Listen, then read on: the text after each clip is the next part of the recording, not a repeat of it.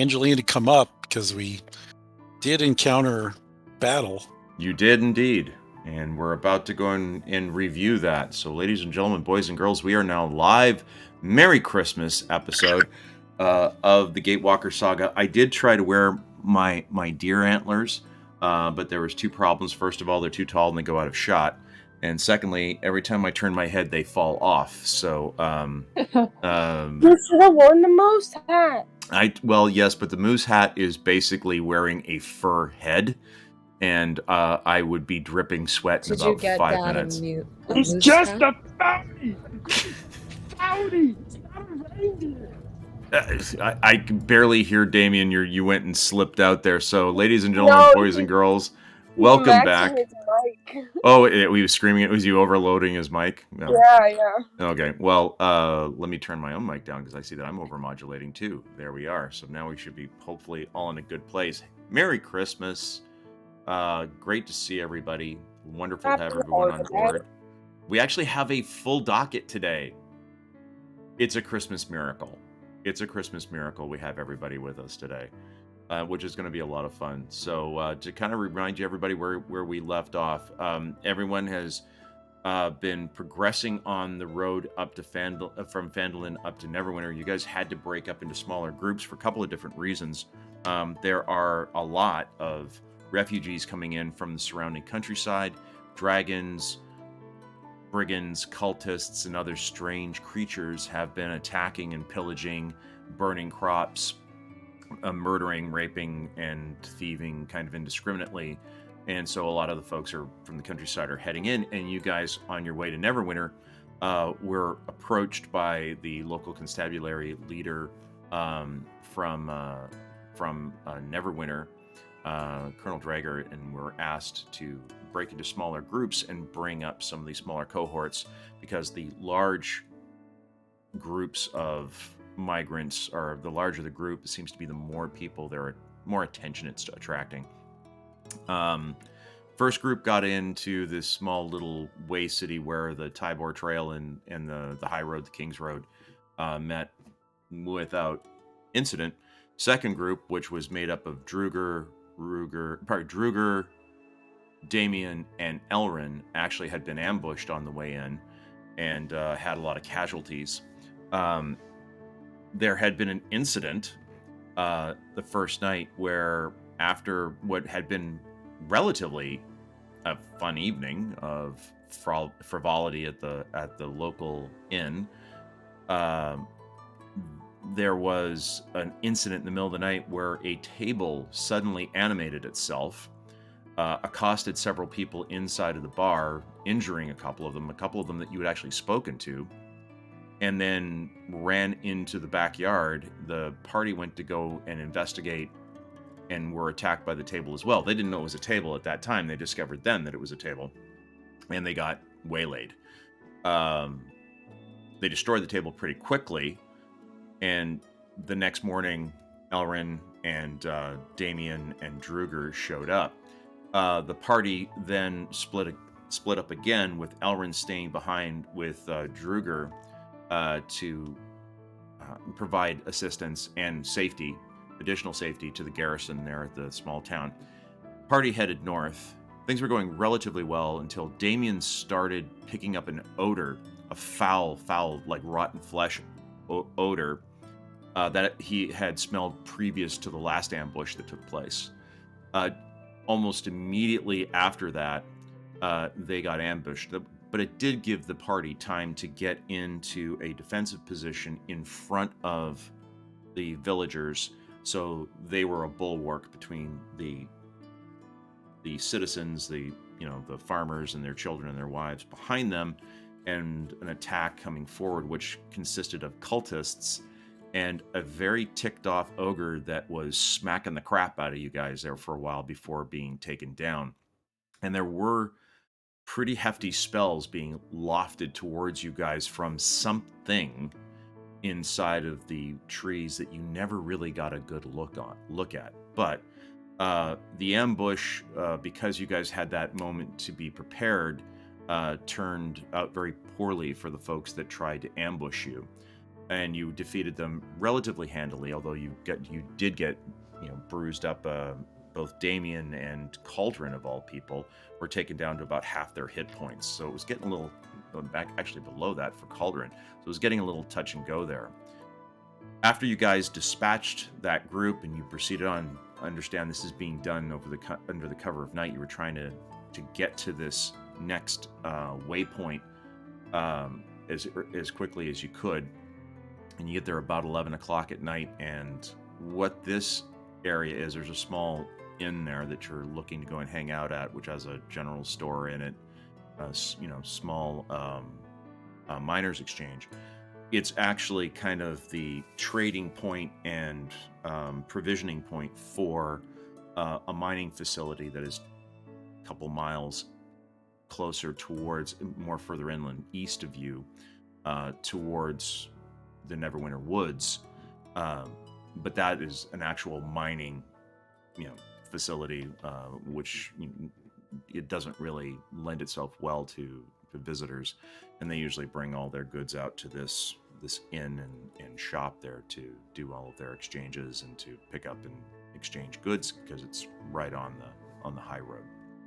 And as you guys were approaching the city, and obviously the garrisons are on high alert because it is the middle of the night, unlike the garrison that you found at Ithel, which was the city, the small little hamlet to the south at the crossroads, these guards are wearing very different sigil, and they are not the constabulary. They are, for lack of a better word, they are a private police force.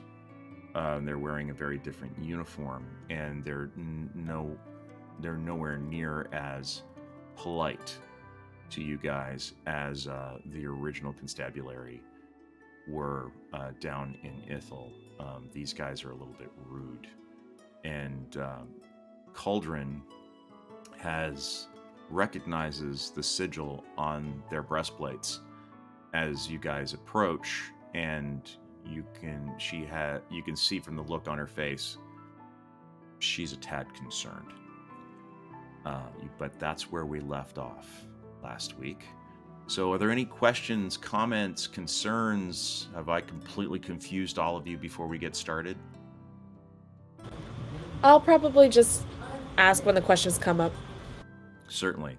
So at the moment, Elrin, you are with this group. You were with them as they were heading up, but Angelina was still down, and Druger were still back at the other city, and we're going to come up with the next wave of refugees after having, dealt with the most wounded back at that small city. It is a full day march between the two locations. Yeah. Wasn't I with Ruger, not Druger? No, you were with Druger back at that city. You originally came in with Ruger and with Cauldron. But after you met the rest of the party there, it was decided that you would stay to continue healing because you were the best healer, to continue healing all of these villagers that were so badly in need of medical care. And Druger stayed with you back there at that city to provide cover for you. So it was the four people I just mentioned. It was Damien, Ruger, Elrin, and Cauldron that had proceeded to the next city. They are expecting you to be following them. You will be probably arriving, I would imagine, by midday of the next day, at the location that you're at, assuming that something doesn't happen to you guys along the way. All good? Okay. A little refreshment. That's okay. All right. Okay. Okay, I heard you. I'm just gonna bring you guys. Okay? Question mark. I'm like, all right. Yeah, you were being very loud there for a moment, so I was like, Because literally. I didn't know if you could hear me. Well, we could hear you. I believe Canada could hear you, but Well, then stop responding to my statements with questions. understood. Sorry, I apologize.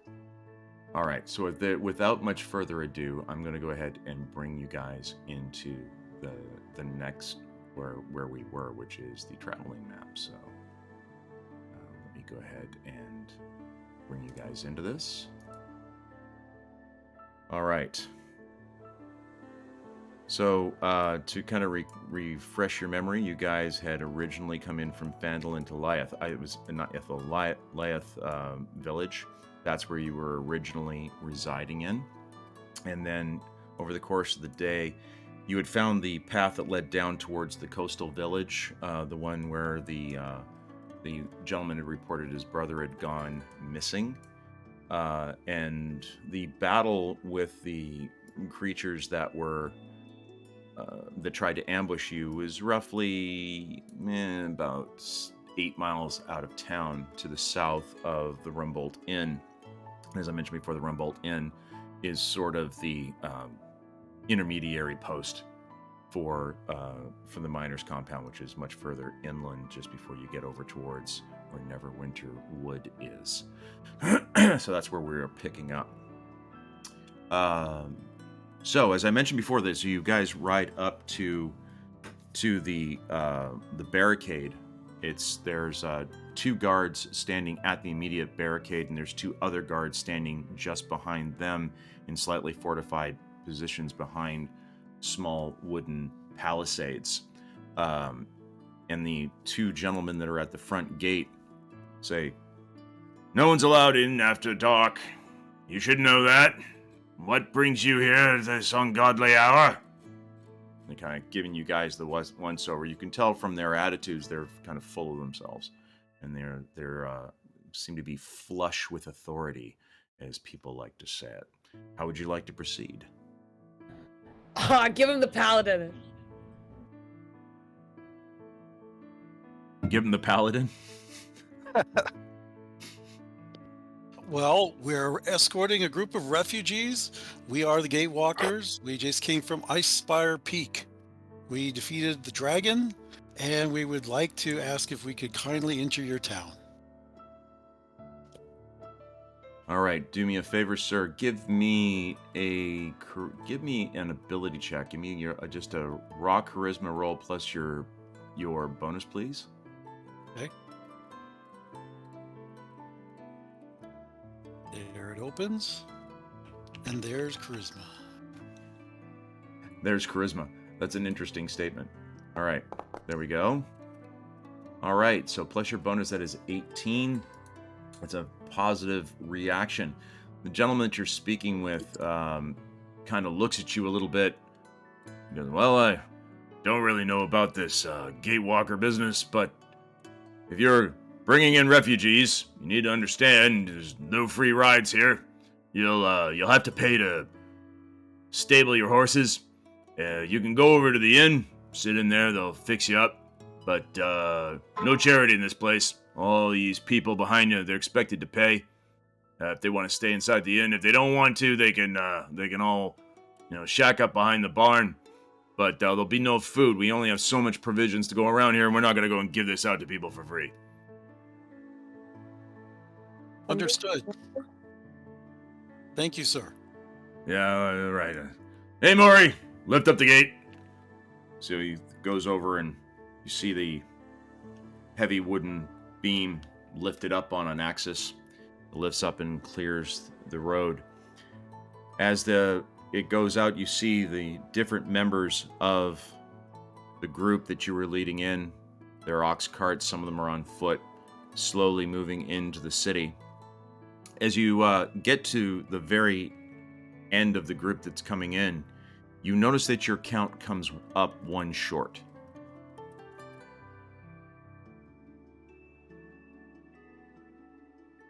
Our count of what? Of the people you left with. Okay, who's missing? All right. Who's We not know- dead? Sound off. If it's the child, I swear to God. I was going to say, that do we little have an idea who is missing? Is someone not accounting in their party? Like, is there one wagon that says we're missing somebody, or one family group saying we're missing somebody? Everyone count your families. Bring out your dead. One moment here, guys. Someone just sent me a text. I need to quickly read this. In the meantime, enjoy Brother Love's Traveling Salvation Shop. Wonderful. What? Yes, she is backstage. We're hearing a little bit of that noise coming through. So wonderful little side benefit for those of you that are listening to this, whether live or in recording. You're actually listening a bit to a live backstage of a real Broadway show. Unique little angle we've got going on here today. Figured I could pop in for Christmas. There, yes, absolutely. So as you start asking questions, all of the different family members seem to be indicating that their people are with them, and then one of the farmers says, "Well, there was a guy over was kind of on his own. I remember he was at the back over here, not too far away from Petro. Yeah, Petro." And he looks over this other guy. "Wasn't he over by your wagon while we were coming up?" And Pedro looks at him and goes, "Yeah, well, I think he was. I'm not exactly sure, but I'm pretty sure he was behind us. Yeah, but after you guys got into the battle, suddenly I do not see him anymore. Didn't hear a sound. He did not make any noise. He just suddenly was poof, just vanished, if you understand what I'm saying." So there's a little bit of murmuring going on amongst the farmers about that here now, now that you brought that up.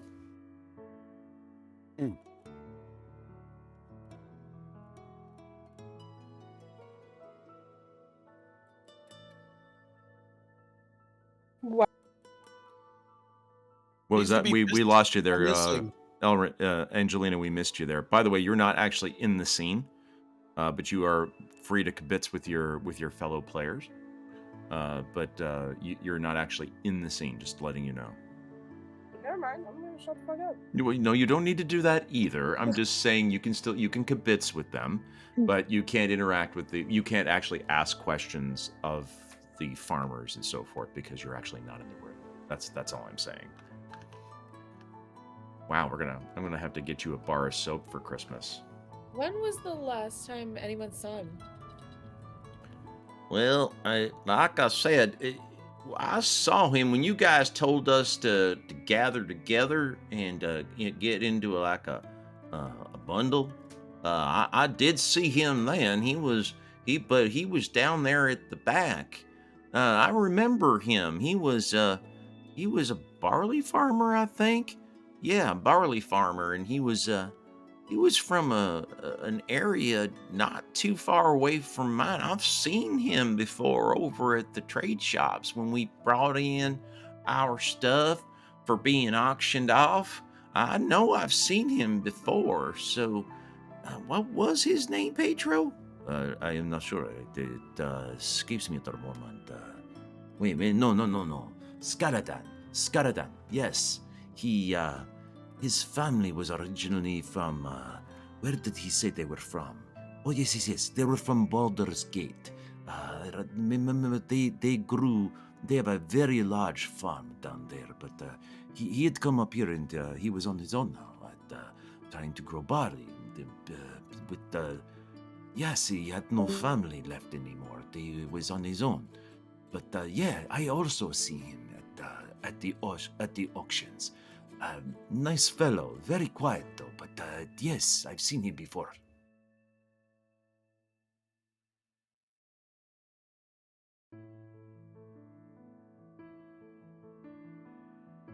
Well, this is troubling. This is not the first report or the first time we've seen people go missing. You are very smart people, but can you tell us what do you think? Why are these men suddenly disappearing?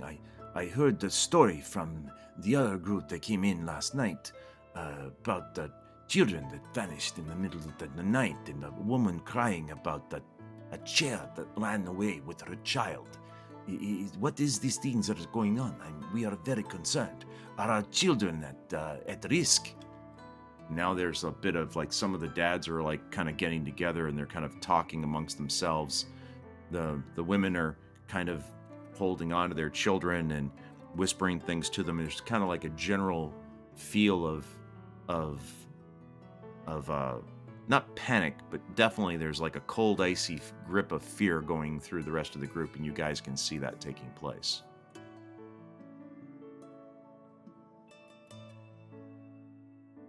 Well, I think it's too early to tell what we're dealing with. We don't know. All we can do is, try to organize ourselves a little bit. Maybe, every night amongst yourselves, you should ask someone to stand watch for a while, replace them with someone else. That's what we do amongst ourselves. But, and of course, if we're staying in the stable or nearby, near you, we will also be watching. But we don't know what we don't know. Very good.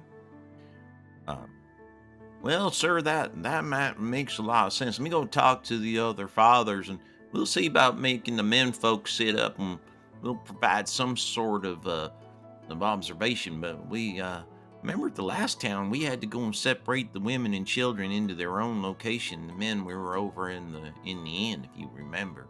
They made us separate there, but let me go talk to this soldier man over here and see what he says. You see the farmer start to walk across the clearing, an opening in the between where the garrison was set up. There's a simple palisade around this facility. The last city that you were in, that had no such guard set up at it.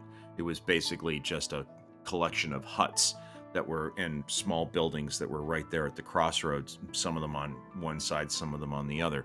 This is a little bit more structured. There is a small 6-foot palisade that goes around this complex that includes the inn, which was quite large, which has obviously several sections to it, as well as there being a barn, looks like some work sheds, and some other kind of smaller buildings. So it's a bit of a compound, and it's all on the western side of the road, where directly across from where the route that's presumably heading up to the miners' compound is. There's a lot more of these private guards wearing this unique sigil on their chest, walking about, and they are clearly better equipped than the militia level gentlemen that you saw down in the other facility. As the farmer starts to walk across, it's about 15-20 feet from where you guys are, to go over to talk to one of the guards.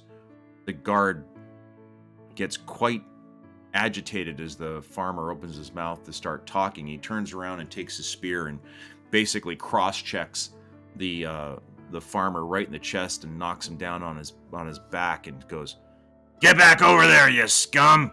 You guys are just filthy vagabonds. Yeah, I can't believe we gotta go and sit here and tolerate the likes of you in this place.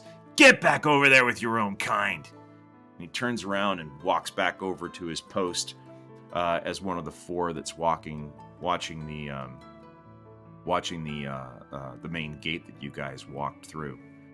Farmer gets up and dusts himself off, kind of sheepishly walks back over to you guys and says, I think maybe I'll go ask them inside the inn and see what they say over there." So the farmer walks off over into the inn, and you see the door close in behind him. You can hear the noise of, revelry and typical stuff that happens inside of the inn. You can smell the smells of alcohol, beer, roasting meats, and so forth coming from the doors that lead into the inn itself.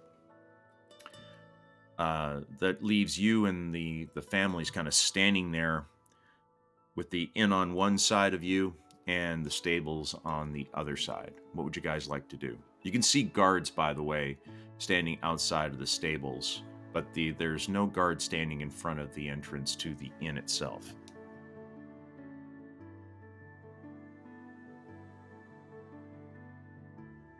Well, I suppose it's customary to stable the horses and go inside and ask at the inn if they have a room. Okay. You walk over to the barn. There's 2 soldiers standing guard there, and what looks like some sort of a steward of some sort. The 2 soldiers cross their halberds and issue a halt command as you start walking up. The steward, who is busying himself with some of the equipment on the inside, rubbing sleep from his eyes, starts walking out towards you guys, going, "You guys shouldn't make a lot of noise. All right. Stables are available, but it's gonna cost you. It's 1 silver piece per animal, 1 gold piece to if you need us to feed them, if you need us to brush them, and you need us to water them. 1 silver piece just for the stalls. If you need to go and get any of your gear, your barding, your shoeing done, gotta go talk to the blacksmith in the morning. But right now, just let me know if you guys want to go and do this. What's the count of horses, and how many of them do you need us to work on? We're not gonna do much until morning. Just letting you know. It's late." Yeah, just the horses for the 4 of us. The 4 of you? Okay, well, that's 4 horses. Are we watering them, or are you guys going to tend to them yourselves? You just need the stalls? What do you need? Just the stalls are fine. All right, that'll be 4 silver pieces. Puts his hand out. I give him 4 silver and 1 copper. Ah, thank you. Usually you tip on the way out. Thank you much. Appreciate it. It is pretty late, you know. I heard the guards yelling at. Ugh. But go ahead and bring him in. He kind of shows back over his thumbs over his shoulder. You see that there's a lot of openings. This is a really big facility, not like the small barn, which almost looked like a personal barn back at the last city. You know, obviously, there's a lot of workhorses. There's a lot of barding for looks like all the way up to like really heavy work animals in there. Some of the farmers start kind of coming up with their carts and their oxen, their donkeys, and the few horses that they have.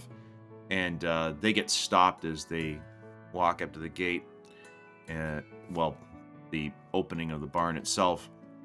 Stuart gives them the exact same speech. And the farmers kind of indicate, well, we ain't got no money, and so forth. And as soon as they say that, the soldiers start pushing them back, going, "No money, no, you can't stay here. This isn't for free. No charities here." They start pushing the guys back and moving them off. The steward kind of turns around and walks back into the barn, kind of walks past you guys. I draw the steward aside, just the 2 of us, and I ask him if we were to, fill up the stalls with their donkeys, mules, horses, and maybe even their carts and let them stay here, how much would that cost? You see him look down. Well, that's a good question. Are we just storing them? Are these guys gonna take care of them themselves? Do they have water? Yeah, Do they have oats? They'll take care of them themselves. All right. They've been doing it the whole time. They're farmers.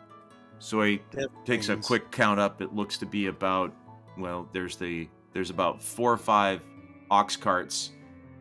Hey, how you doing? Thank you very much, Dragon Dimensional. Thank you so much for coming in. Thank you very much for the follow. Welcome to the party. Merry Christmas to you, by the way. Yeah, hopefully, if you don't follow the Christmas traditions, whatever celebration you are presently having right now, may you have a happy one this evening. So thank you very much for dropping in and following along with us for a little while. You go, well, all right. Back to the steward.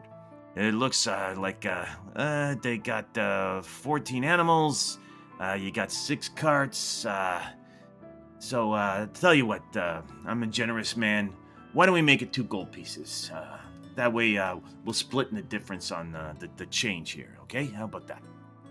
See him put his hand out. That seems fair. Okay, I'll give him 2 gold and 1 electrum. Oh, geez, big spender here. Thank you very much, sir. Very generous of you. Let me help these guys get their stuff in. So the steward now, because you've kind of been so generous with him, his attitude's a little bit more relaxed. You can see, though, looking over his shoulder, the soldiers, they're still looking pretty aloof and pretty, dismissive of the farmers that are coming in. But it takes you guys about an hour, so now it's getting really close to midnight. But you've got at least the animals put away. A couple of them have actually had the feed bags tossed on top of them, which is fantastic. They're starting to munch off, and it's getting very settled down. The steward kind of does a quick stretch. So gives them their salutation and goes walking back into the little cubicle cubby that he clearly goes and stays in while he's on duty. As you and the farmers walk out, the women and children are all being marched into the inn.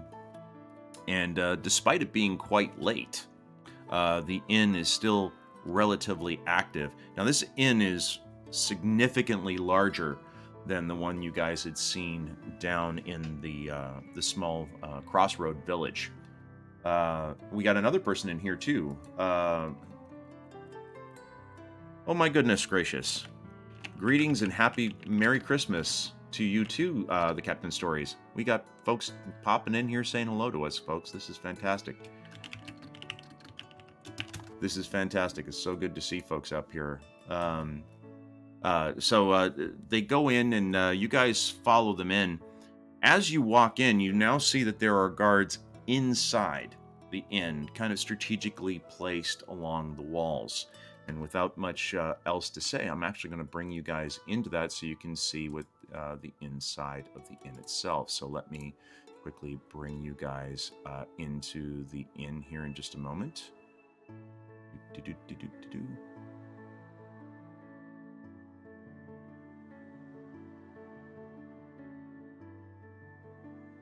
All right. There it is. And bring you guys in.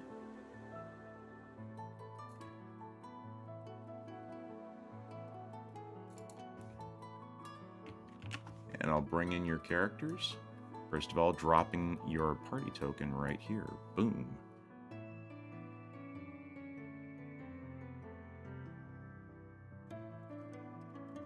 And let's bring the rest of you in.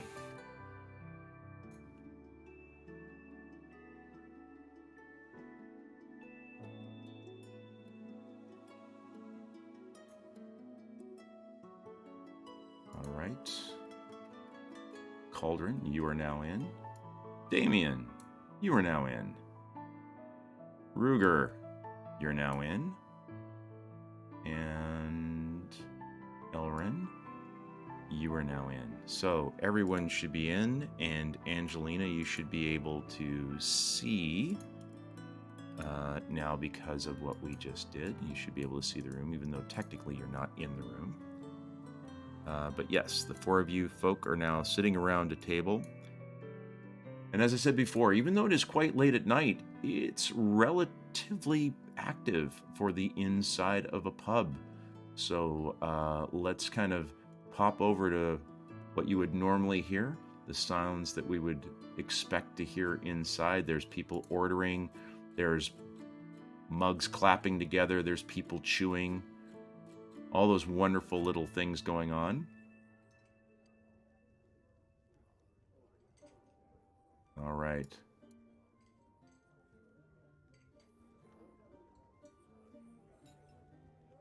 All right, so that brings you guys into the pub itself. Now, as you guys are in there, as I said before, you notice the place is quite packed.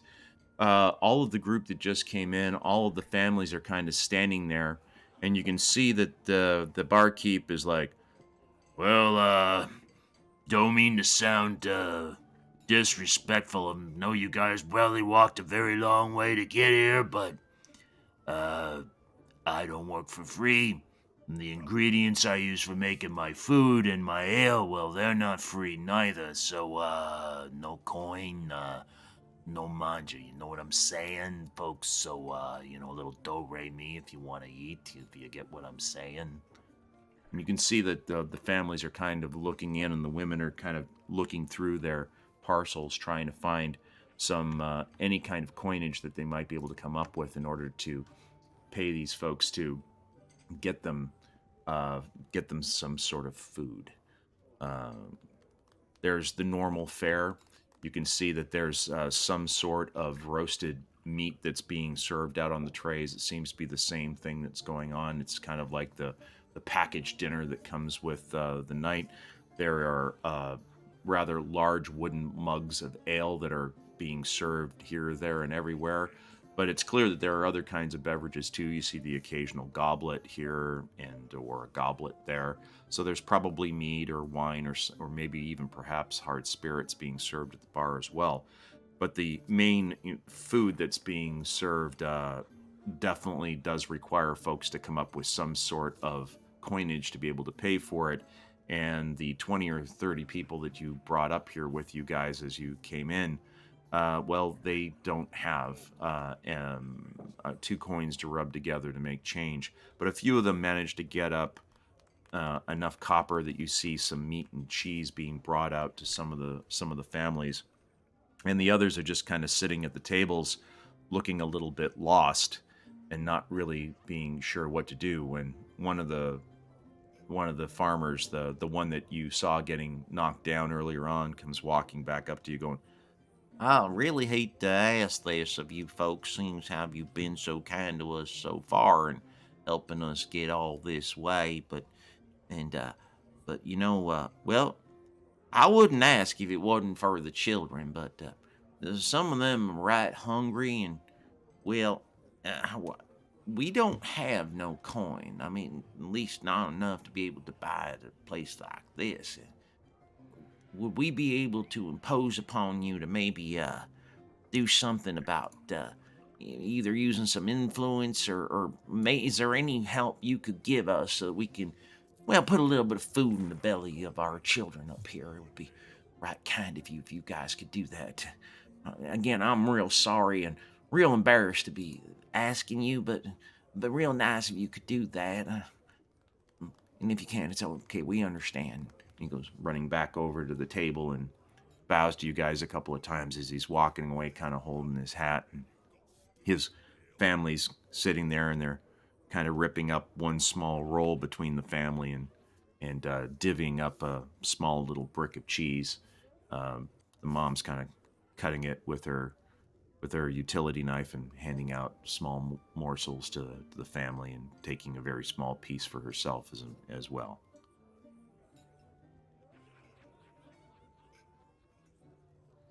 Gatewalkers, what do you guys think? The Order of the Gauntlet always tries to help people, and Mhm. we're being generous, and we've been generous. Anybody have any ideas? Could we, order family style, like 3 huge dishes and, a couple things of meat, and just let people share party style? Love a family style. Never goes wrong.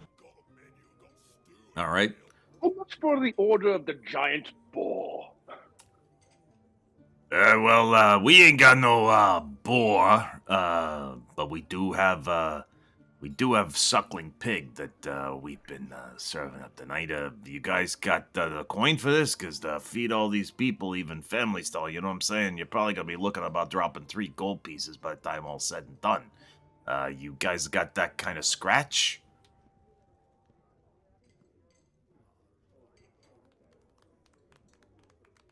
I was gonna say, I feel like one of us has at least 3 gold pieces. I mean, combined, we could easily We've like got a bunch. Yeah, I hate to break it We've to you, got but we're one- adventurers. We've got way Don't more tell than him that. right? Don't Yeah. let him know that we have more money. But I'll take him aside and see if I can use some persuasion on him, and see if we can, get it just a good, basic, hearty amount of food. If it costs 4 gold pieces, but it produces enough food for them to have something to travel with. Just something along those lines. So the two of you guys go We'll pull walking to, over. have a heart. What's Yeah. So you guys go walking up bring to. Elwyn. All right, so you guys. Christmas Eve, have a heart. Don't you know the story of Jesus? Actually, no, they wouldn't. That there's nothing in this planet that would even come close. But they do understand the concept of the winter solstice, and it is the winter solstice. So as you guys take him up towards the counter where he's taking in the orders and passing them back to the rest of the kitchen crew, he goes, Well, I understand what you're saying, lady. It's, it is the holiday season and all, so tell you what we're gonna do. 5 gold. I feed everybody. Everyone gets stuffed. Everyone's gonna sleep real good. You know what I'm saying? 5 gold will make this all happen. The leftovers, you want to wrap it up, I don't pay no mind. No, I'm not turning the other way. They wrap it all up. They take it with them. I'm not gonna say nothing. You know what I'm saying? I'm not gonna say nothing. But with 5 gold pieces, everyone gets out of this thing happy. You know what I'm saying? Yeah, I'll try a persuasion check, see if we can meet in the middle at 4 and still get, enough food. Nope. Yeah, no, that's not gonna happen. I still got bills to pay. You know what I'm saying? I don't want to be destitute myself, Yeah, I don't know you're looking around, but these jokers you see against the wall, they ain't exactly free, if you know what I'm saying. I gotta pay my percentage to these guys, you know what I'm saying? And they don't, this isn't a charity service that these guys run. They don't know if you noticed, not very charming people, if you know what I'm saying, right? Right? Am I right? So, yeah, 5 gold pieces everyone feeds.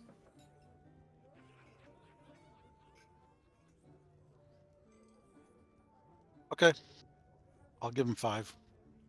Nah, very good, very good. Hey, But, hey, but Chili! we want, a good chunk of your larder out here and some leftovers to go. Like I said, they wrap it up in their handkerchiefs. I don't know nothing. I don't need to see nothing if I don't see nothing. You know what I'm saying? So, yeah, we'll make this work. Yeah. Hey, Chili, come on, man. Let's go get this food out here, all right? Come on, start bringing out the stuff. Lay it out on the tables. Hey, get the kid out from underneath my feet, would you please? I don't want to step over this damn thing. So you see the kitchen crew come running out. The barmaids come out, start laying down, mugs of ale for all the folks. There's goat's milk being laid out for some of the kids. The food coming out is quite good. It's quite hearty. There's a lot to it, and surprisingly good quality. So for your 5 gold pieces, you got quite a feast, and everyone's mood is kind of lightening up a little bit.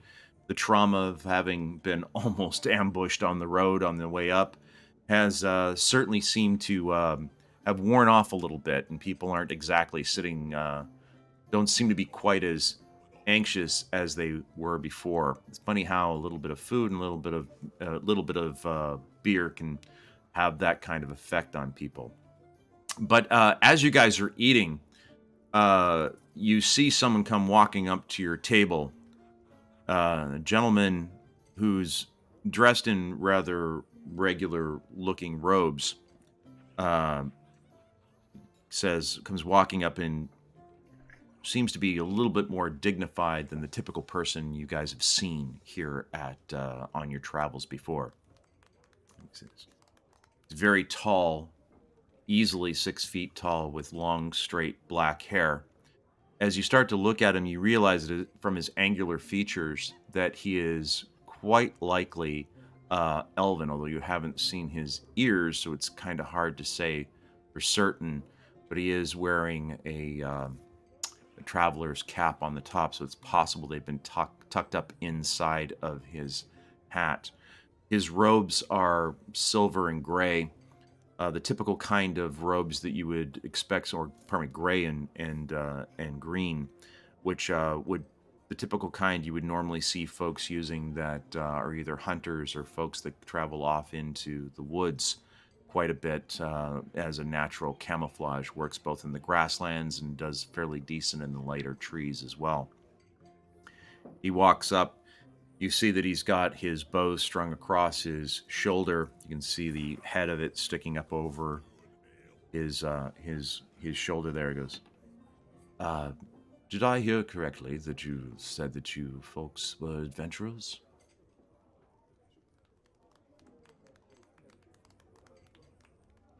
Who's asking? Who indeed? Yes, my lady, if I may be so bold, my name is Boya. I not from around here. I am a mercenary, a bow for hire, as it were. I'm just curious about your experiences having transported these people up from the city you were in. What what resistance, if I may? Not that I was over meaning to eavesdrop on what was happening, but it was quite clear from the murmurings I've heard on the table that you ran into a bit of trouble on your way in. Is that correct?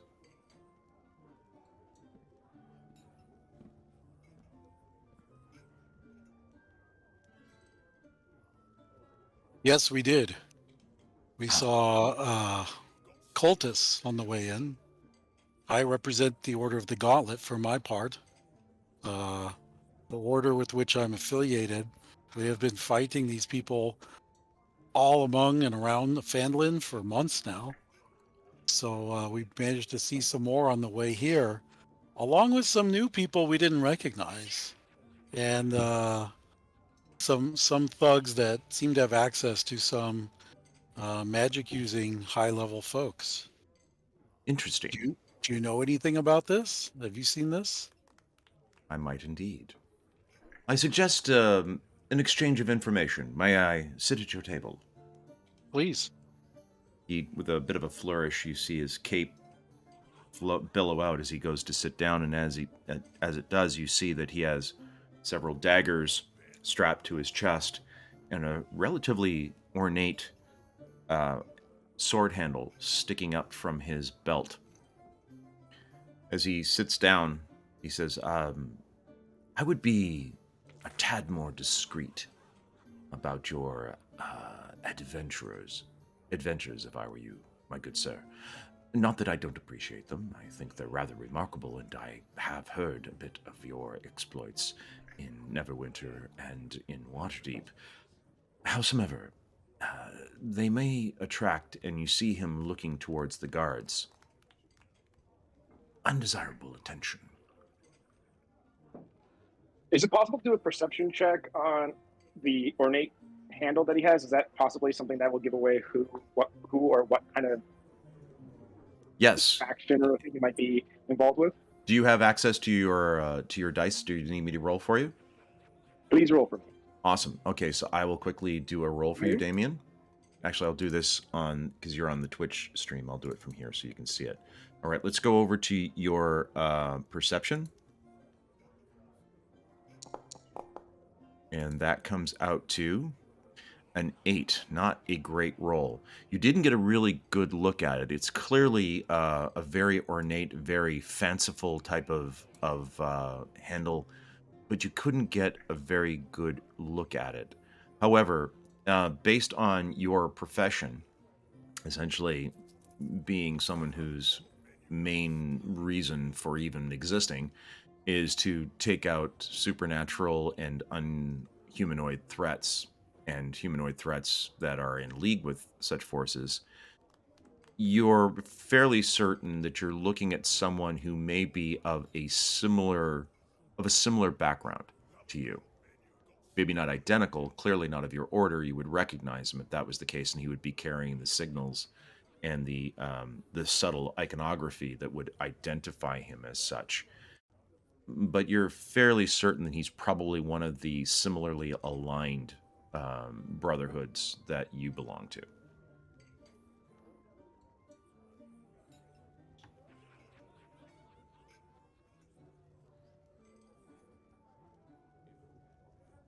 So, but at least not anything that raises alarm bells or anything like that.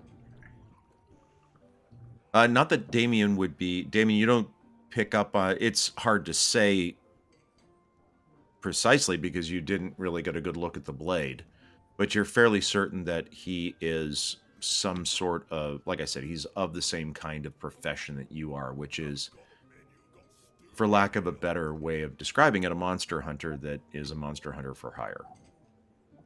You guys are Gotcha. like Damien's group is like one of the top echelons. So whether or not this person is of the same genetic flow from that perspective, for lack of a better way of saying it, hard to say. You guys don't really know that yet.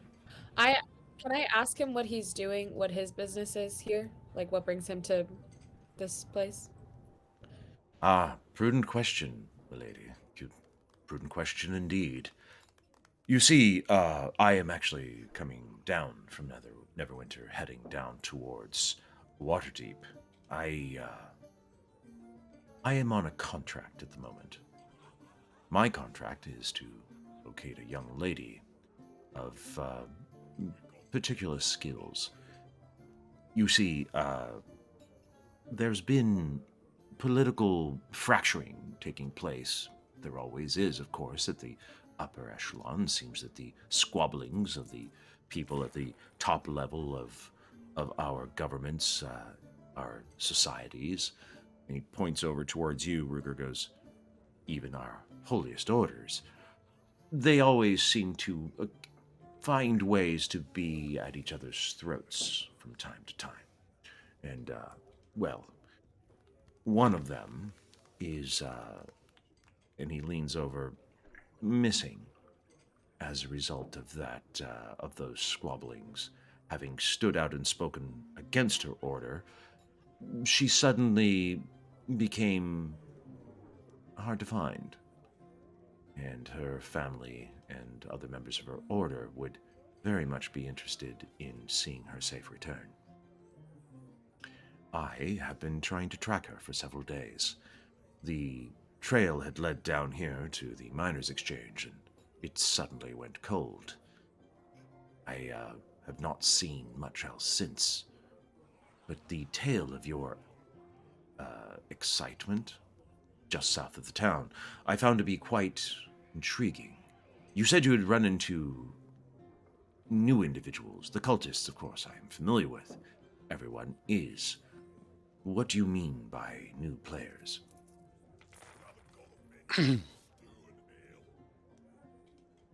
Costumes we don't recognize. Ah, Things we haven't seen before. interesting. Can you describe them? I can surreptitiously.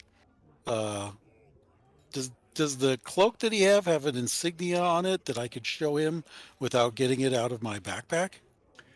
There's nothing that you would necessarily be able to interpret as being actually based on your brother's background.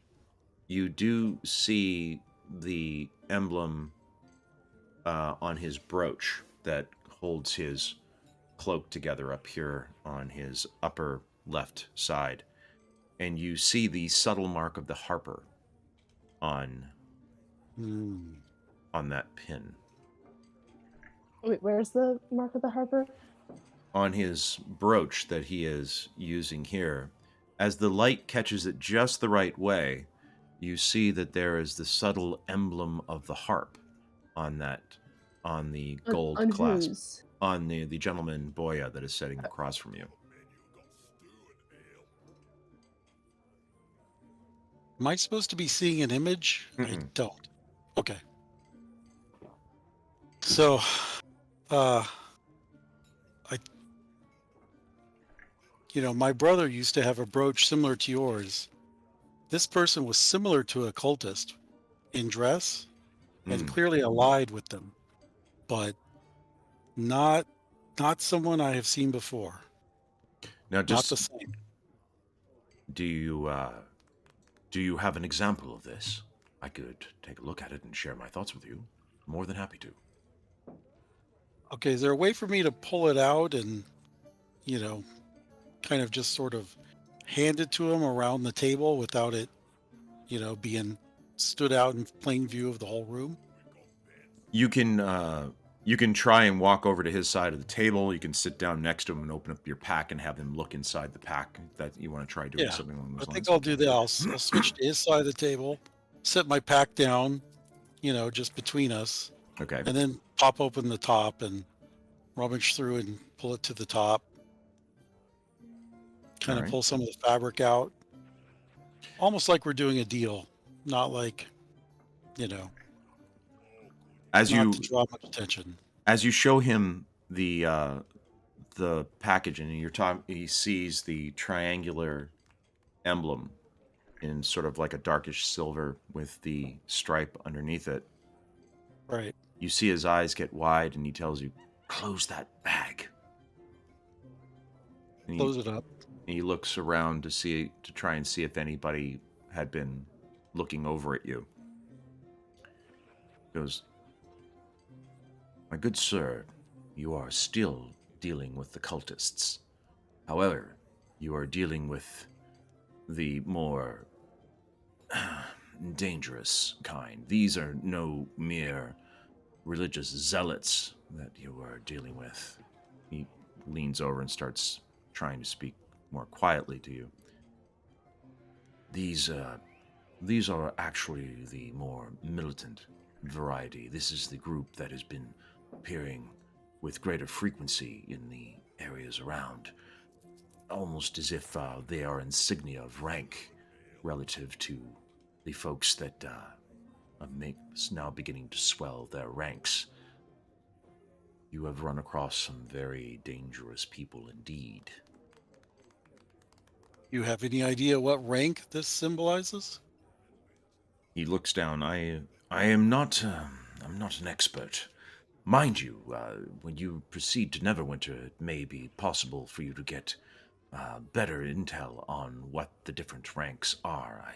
I do know that, just like any military group, they have a number of different ranks that they can hold within their organization. I do know that the higher the rank, generally speaking, the more dangerous they are. Be careful, my friend. If they get wind of you, you do not want these ones to be hunting you. Not on the open road, not before you get to Neverwinter. It is problematic.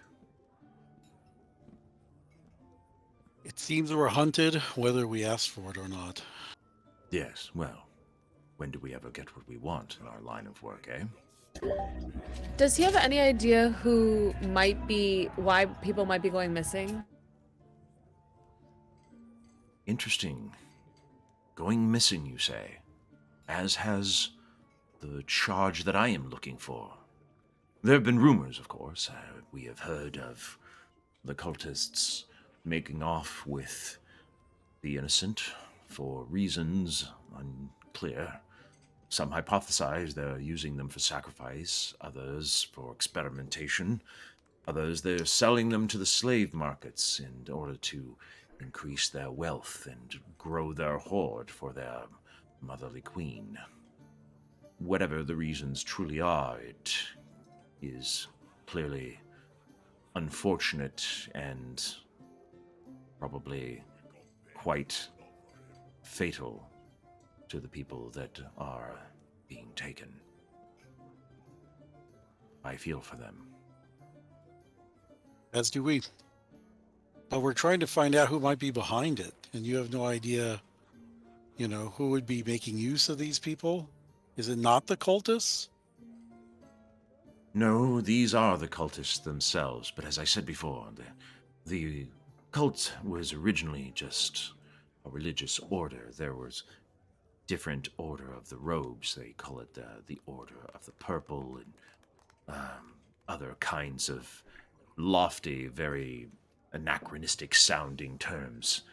But recently, we've been seeing more and more of them appearing with these military type of garb, possessing a higher degree of technical fighting skills, magical skills, organizational skills, some rumored to even to be able to possess the Order of Flight and the ability to mimic the breath of the dragons they so cherish. They are becoming quite formidable and quite problematic across the countryside. They are a pestilence.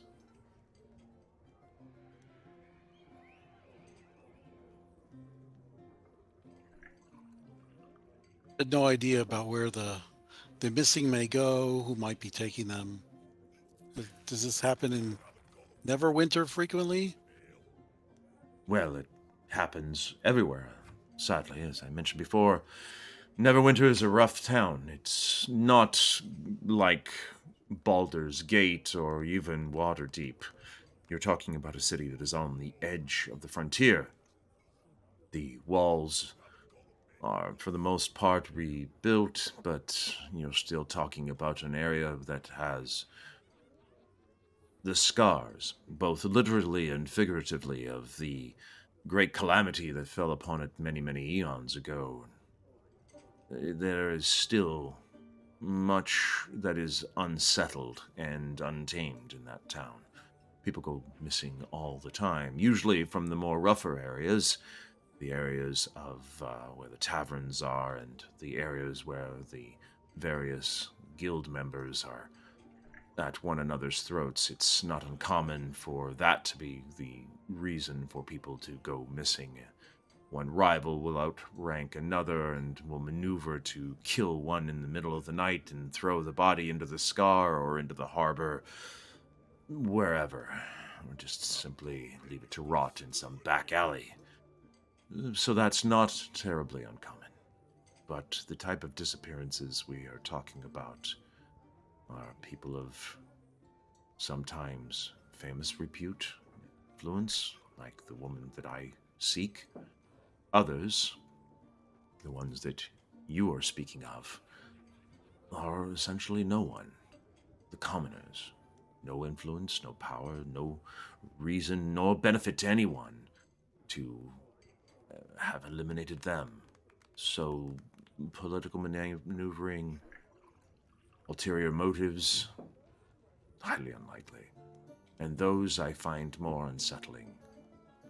Someone putting a knife into another man's ribs that he can take over his business, I understand.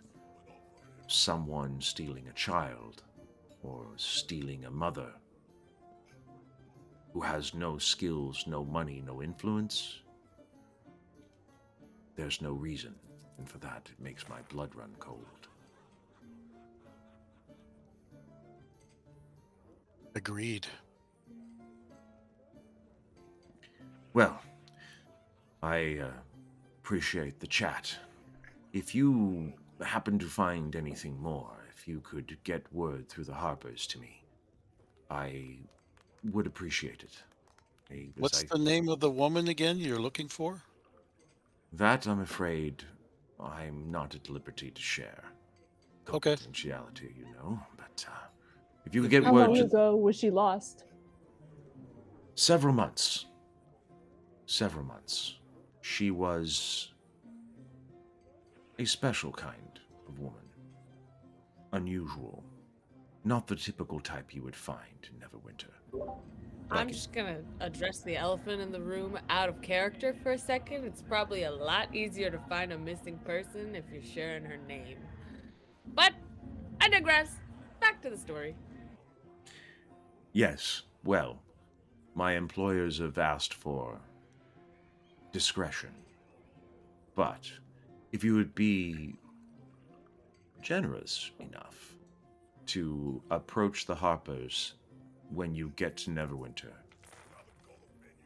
perhaps they would be able to share more details with you, and in so doing, divulge certain facts that I am presently at this has been I am not at liberty to share at the moment. Understandable. We can wait for Neverwinter. Yes, yes. Now, Well met, friend. you as well. He looks at the guards around the room. I will now take my leave of you. I fear that our liaison has already attracted more attention than is reasonably healthy to any of us at the moment. He gives you a small salute, gets up from the table, and steps away. As he walks to the other side of the room, he seems to almost vanish as people cross in front of him, and then suddenly you lose track of him. and you don't see him any longer.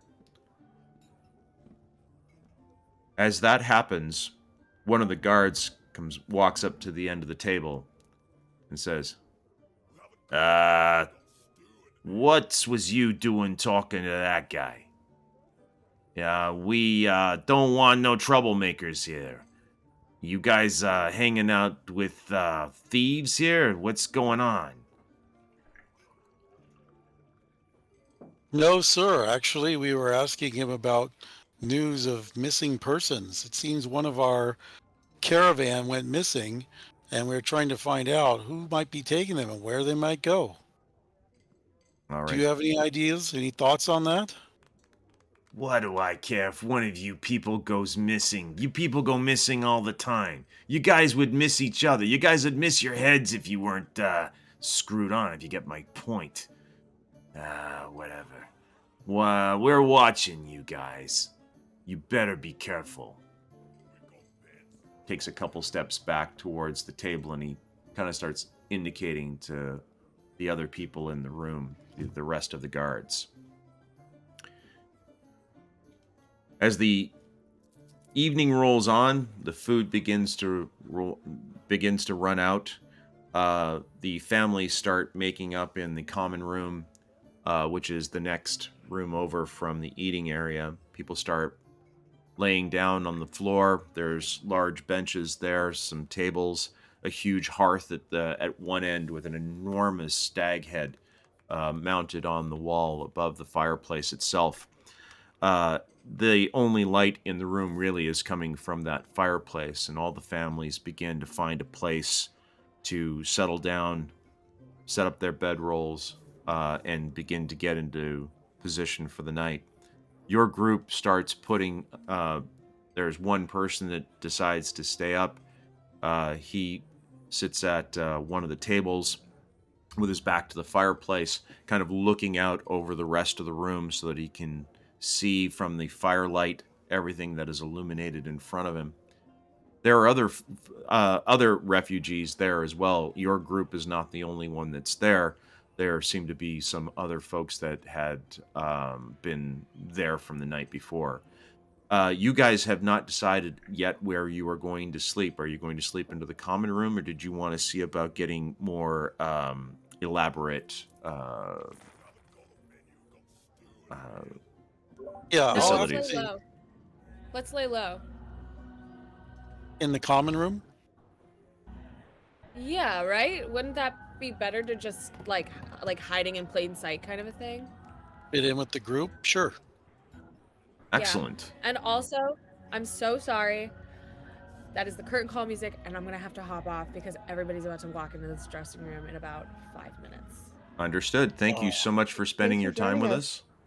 And have a Merry Christmas. Enjoy the rest of the shows tonight, and we'll check in with you a little bit later. Thanks, guys, so much, and happy holidays. Love y'all so much, and sorry that I've been sparse lately, but I miss y'all very much. We miss you too. Have fun tonight. Enjoy the show. Have a great break a leg. And we can't wait to talk to you on Christmas morning. Of course, I'll be there. All right. All right, bye, guys. Bye-bye. Bye.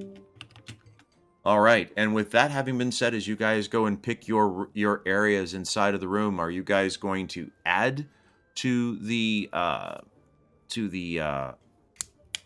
guarding? Are you guys just going to go to sleep? Are you guys going to set up for doing any kind of guarding your own? Or are you going to let the gentleman there and the multiple guards that are in the room from the hired help, as it were? Are you going to just rely on those folks and just try and get a good night's sleep?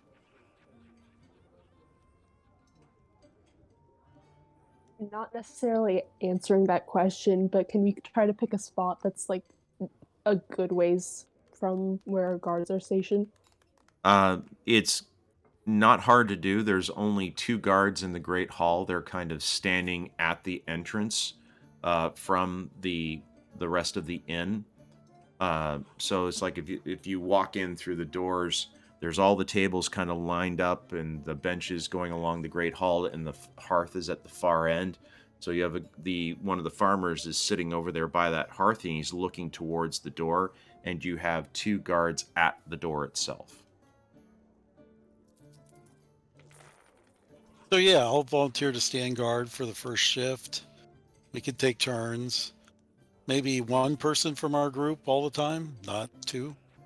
Very good, very good. So here's what's going to end up happening.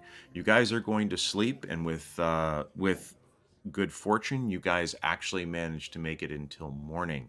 So you guys will have the opportunity to give yourselves a long rest. So we're going to take a break for 10 minutes as I refill my beverage because I am getting dry-throated, as you could probably hear. You guys can talk amongst yourselves to kind of think about what you might want to do next. Angelina will be joining you very, very shortly, and she will be kind of rolling in just a little bit with Druger. But before we get to that, we are going to take a 10-minute break, and we will see you guys back. So go ahead, open up your characters, go to the long rest, make sure you've set yourselves to a long rest so that all your stuff regenerates, and you guys will be fit as a fiddle and ready to rock and roll with respect to having had a much deserved and well needed rest after your ordeals of the day. So I will see you guys back here in about 10 minutes. Sound good?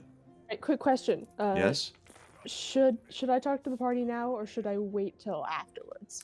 It's up to you. Would you like to talk now, or would you like to wait till after the break when the other characters are back? Is anyone leaving? Elrin has already left. But I'm here. oh, you're still here. Okay. Yeah. So go ahead. Yeah, I mean, I personally need to get more water, but we have 10 minutes, so it'll be fine. Okay. Steve, you're hearing this, right? Yeah, go ahead. So Cauldron, as everybody's sort of like settling down for bed, it's like she tells the party that I think the woman he was looking for is me. I mean, I can't be certain, but there's a lot of stuff that I thought I left in Neverwinter, but I guess it's still here. Are you not wanting to be found? I mean, he seems to be part of the Harpers, but I still don't trust him. Yeah. It makes me wonder. Wait, A mercenary for the Harpers, like, seems like a little bit of a oxymoron. I'm sorry, I don't remember who the Harpers were. They're one of the factions of TLDR, chaotic good faction, bunch of bards and rangers and stuff. Oh, and they're looking for you. That guy was. Oh, Did you get his name? Oh, he was looking for you. I think his name is Boya. Boya. But yeah, if he's looking for you, do you want to tell us why you might be wanted, or would you rather not tell the party, the rest of us?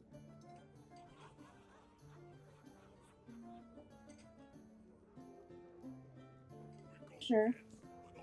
I need to work out how to phrase this, because to be completely honest, Cauldron's backstory changed. Oh. Like, right before the session started. Feel free to be general. There was this noble who tried to take over sort of the Thieves Guild where I was. Try to take over leaders of other guilds, set up a means to control commerce. And I happened to get on his bad side. Okay. I tried to warn the guild of his true plans. They were hidden through a series of putting blame on others, basically. Okay. And if we call you by your name, that's not going to give you away? Cauldron? Well, I assume. What's his name again? Boya? Boya knows it, so. Hmm. I mean, between him and. I mean, I was expecting trouble in Neverwinter Right. from Thieves Guild. I'm just worried maybe we should call you by a different name. Like Bernie. Any name will do. I'm just throwing it out there as one we all know. Considering she's part fire Nasi, that is so funny to call her Bernie. That just hit me. That of all the times we've been doing this, that just hit me. How did we go this far in this game without picking up on that obvious pun? Oh, sometimes, like she said, hiding in plain sight works the best. That is hilarious. I need to get something as a refreshment too. So Alrighty. I'll be right back. All right, boys and girls, I will see you back here. I'm going to set it to 10 minutes. Is that going to be enough time for everybody? Yep. All right, 5 would probably be fine. All right, you think? Well, I need 10. as much as I'd love to only make it 5, I'm going to need 10. So I'm going to set this to 10 minutes, and I will see you guys back here in 10. If everyone gets back earlier, we'll pop in a little bit sooner. All right. But other than that, I'll see you guys in a bit.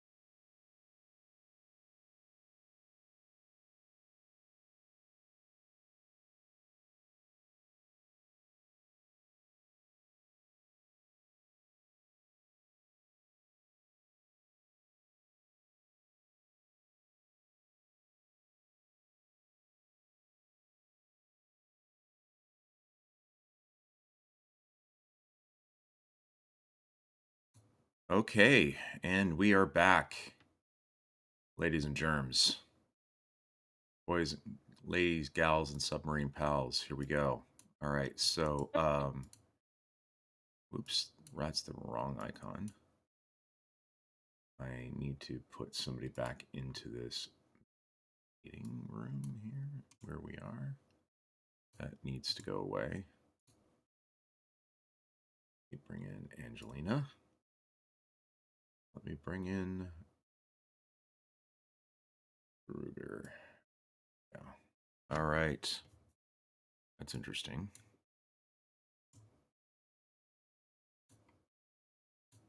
There we go. That wonderful effect of that the that's so funny. Whoops. I have two Angelinas right now. I just need to get we only need one. But every time I delete one, I end up deleting both. So it's a little frustrating for me right now. My apologies. I don't know why I'm having so many problems with this, but I definitely am. There she is. There she is. Now we've got the problem solved. We have 6 people now. 1, 2, 3, 4, 5, 6. Now we have everybody. Yay! Sorry about that. I was having all kinds of fits trying to get that to work. So, yes, we are back. So it is now a new day, and as you guys recover from your respite and come walking out into the common room of the inn, you are greeted by some friendly faces.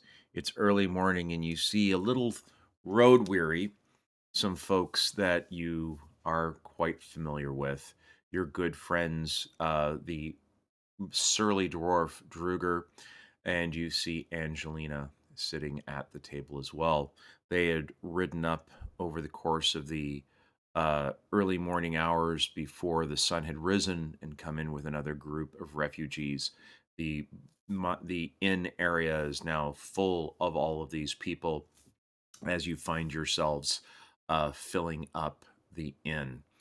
The breakfast is being served. It's part of what you guys paid for the evening before. So both you and all of the refugees that you were helping are having the morning gruel served to them, along with some fresh bread and, of course, breakfast beer for the adults is being shared as well. My goodness, that sounds so loud.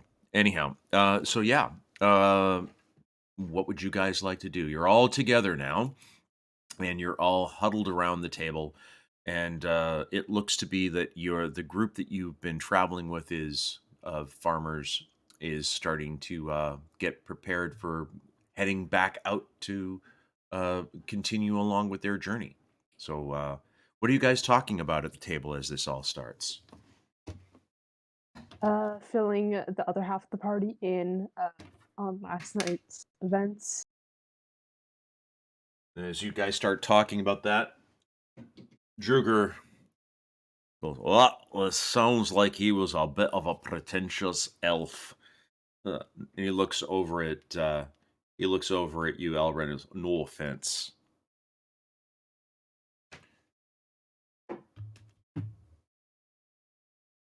He doesn't look at me though. Dang. Okay.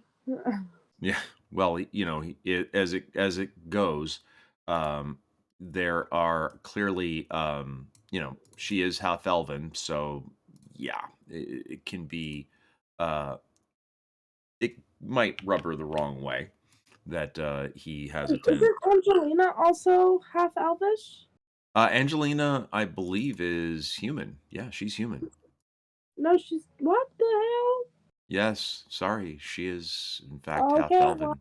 I've been living my entire life a lie. Don't well, as many of us do. As many of us do. Alright. For some reason, you guys had aid turned back on, so I am turning that off.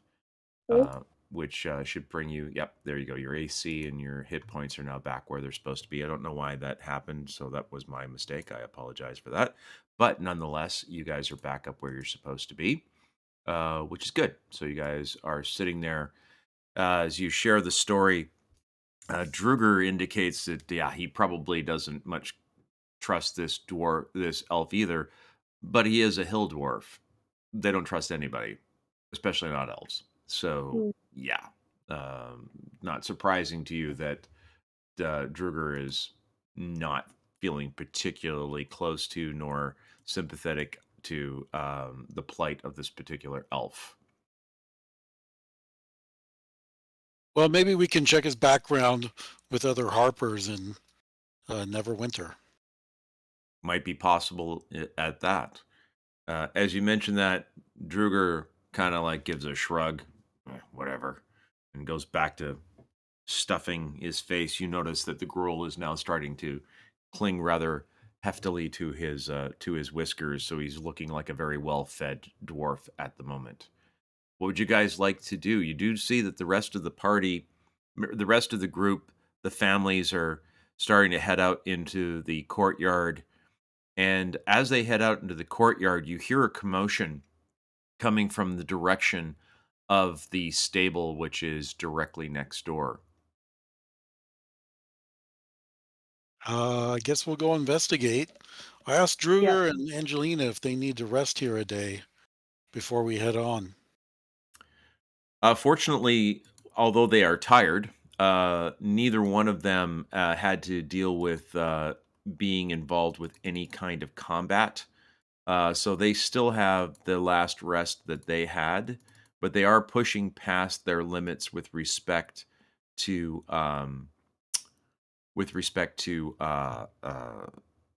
stamina. But riding on the horse was not as nearly as taxing as if they had tried to walk. They are definitely sore though, but that's kind of neither here nor there right now. So a short rest in the inn will be sufficient to have them ready to hit the road. Okay.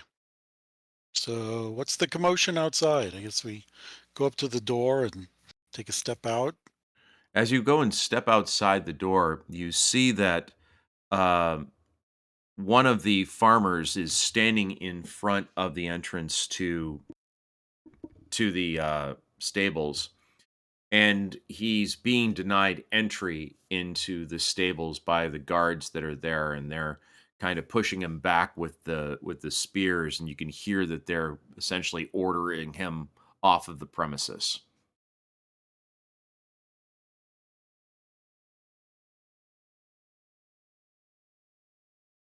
I guess I'll go forward to try and see what's going on between the guard and the farmer. It's one of the farmers that we paid for. It's one of the farmers that you paid for. Now, it's not the gentleman that had gotten himself in trouble last night. This is a completely different person. It's one of the other farmers. He was the first one to get to the entrance to the stables and was summarily refused entrance by the soldiers. And they've started pushing him back and actually knock him to the ground and are kind of standing menacingly over him, threatening to arrest him.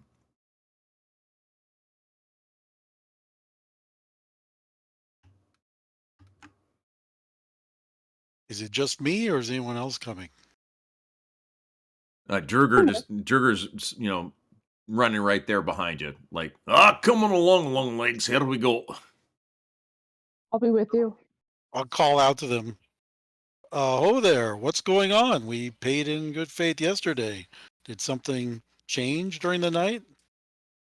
Yeah, well, you got these dirty peasants, man. They're trying to tell us that they paid for their horses.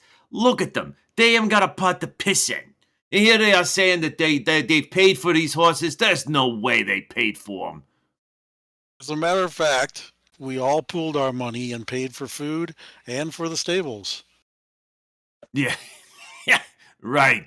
Pull the middle when it plays Jingle Bells. No way. Where's the steward? He's on lunch break. Okay. When he comes back, we just ask him. I'm sure he'll understand that we paid in good faith. All the people who came yesterday. You guys paid for all of this riffraff. Yeah, And I'm going to sharpen my tone a little and use a little intimidation and say, yes, a knight of the Order of the Gauntlet is telling you exactly what happened yesterday, and I mean to back up what I say. All right. You don't need to get all hoity-toity on me. He should be back in about, maybe, however long it takes to go and eat some food and, take Okay. take the lizard for a walk. I look at the farmer and say, I think we can wait till the steward gets back, right? The farmer picks himself up and dusts himself off and kind of shoots an angry look over at the soldiers, and he's like, Yes, my lord. I think we can wait. I don't mind. But yeah. he looks over at the guys and kind of gives them kind of a wee bit of a sneer, to which you see the one of the guards kind of like take a step forward with the spears, but then he sees you three standing there, kind of pulls back a little bit, going, "Get him out of here." So they go back to standing at the entrance of the stables. They're kind of sitting on either side of the door now, just kind of waiting. Not too much longer, you see the steward kind of through the doorway inside of the barn, moving around.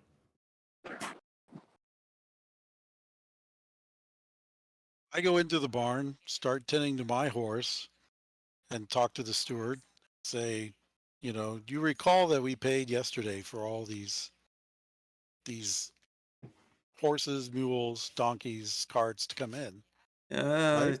yeah, I remember that. Yeah, I remember. Yeah. Why? What's the problem? Oh, the farmers can't get back into their livestock. Why? Who's stopping them? The guards. Oh, jeez, these guys are gonna ruin me. I swear. Okay, just a minute. He goes over and talks to the guards and kind of gives them an admonishing, going, "Look, these guys have all paid. You guys need to back off, and let these guys go through." The guards just kind of look at him, roll their eyes a little bit, look at you guys, and come on. And they waves the farmers in. As they're going through, and the farmers start wandering through, you can see the look of contempt on the faces of these guards as these people are coming in. But the farmers are able to get in. They harness up their animals, water them, brush them, feed them, get them ready, hook them up to the carts, and start filing out of the stables. The steward pulls you aside and says, "Hey, you're heading up to Neverwinter, right? Neverwinter, is that right? Yes. Look, do me a favor. Can you pass along a message to to like the local constabulary up there? Uh, Let them know that we kind of don't appreciate these guys being around. I mean, I know they've been hired by the miners exchange, but they're bad for business. You know what I'm saying? I hear what you're saying. We can do what we can do, or try to. Yeah, just don't put my name in it, okay? Just let them know that we kind of like these guys to like back off, if you know what I'm saying. Maybe send down some regular cops. These guys, they're not good for business. Like manhandling a paying customer. That's just not okay. Yeah. Uh, hey, yeah. So like, I went and I burnished this down too. How you doing? He's a couple of the soldiers walk by him, and he's afraid he's actually going to be heard. And he kind of gives you a nod, like, please give me some help here, because these guys, I don't like them a lot. By the way, Cauldron, you notice that the uh, the symbol on their chests is a picture of the harbor from Neverwinter. It has 3 stars above it and 3 moons below it. This is Yeah, I clearly, know. yeah, this is clearly an emblem you are very familiar with. So, with that being said, your group has been harnessed up. and ready to go and hit the road again. And without much further ado, unless there's anything else you guys would like to try to establish, it is time to go and move. You guys good with that? Yeah. Did Druger and Angelina get their short rest? Yes, they did. Okay. They're ready to rock and roll as well. All right.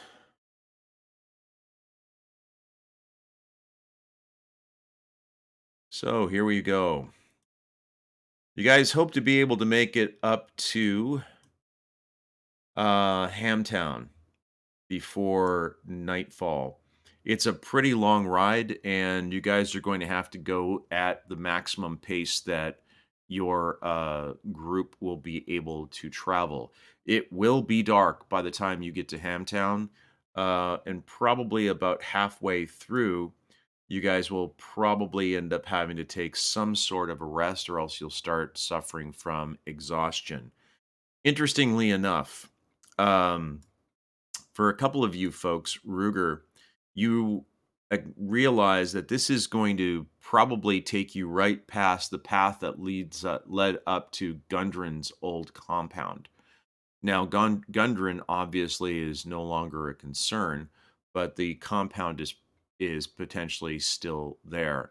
There's also a path that leads down to a place called Packley Point.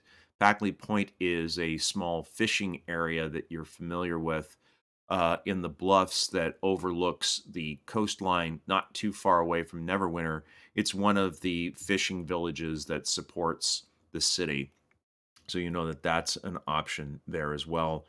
And you'll be passing by those locations. So without much further ado, let's go ahead and move the party along and we can get you guys to where you need to go. So taking you up to where the road splits off for Packley Point. Let's see how that goes.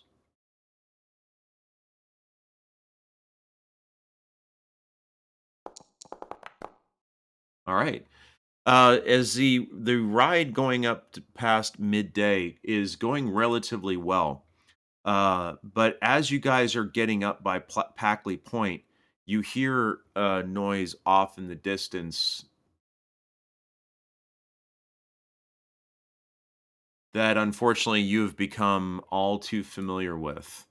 Now, it doesn't appear to be in the immediate vicinity of where you guys are, but you definitely could hear that off in the distance. Some of the family members hear it too, and the group suddenly there's a bit of a wave of panic that goes through the group as a result. But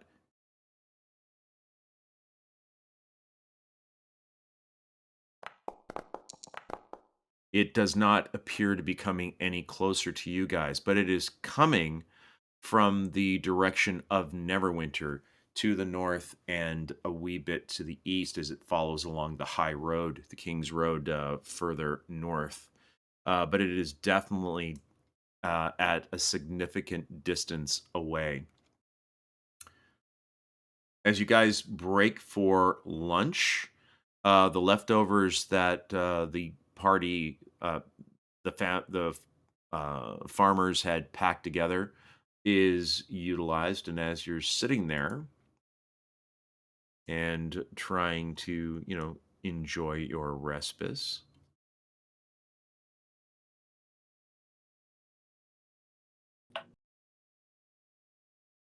Cauldron, Yes. please roll a perception roll for me, please.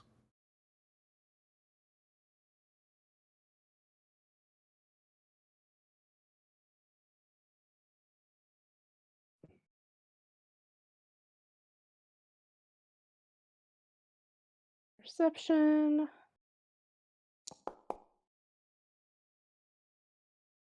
Yikes. Okay. Do we still have Damien? Yeah, I'm still here. What's up? All right, Damien, you're going to roll a perception roll as well. Could you roll a d20 for me? Oh, I have to roll it for you because you don't have access to your dice, correct? All right. No, I don't. I don't. All right, here we go.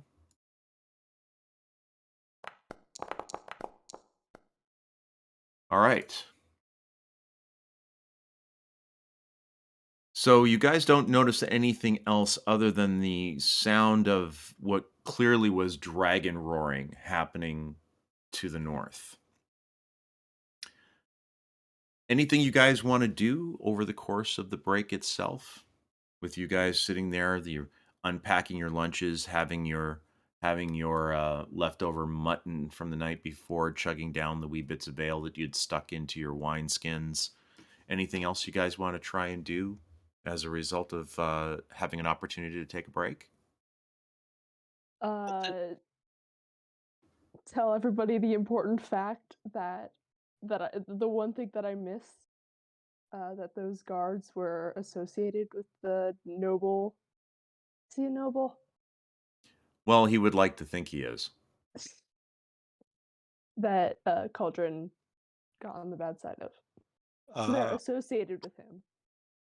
They have his. They were bearing his same symbol.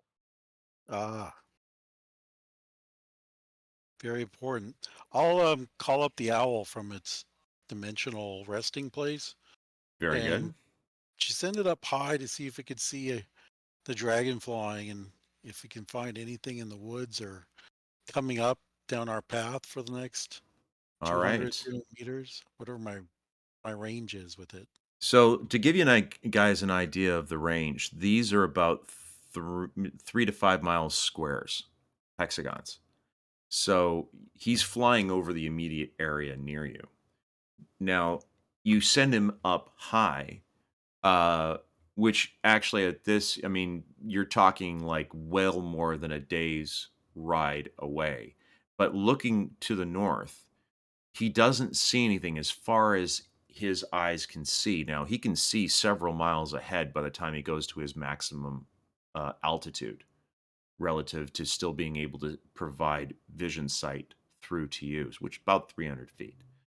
And as he's looking ahead, and that's a pretty doggone good distance. And you can see many miles ahead. There doesn't appear to be anything, pardon me, anything on the road. You don't see any dragons in the air.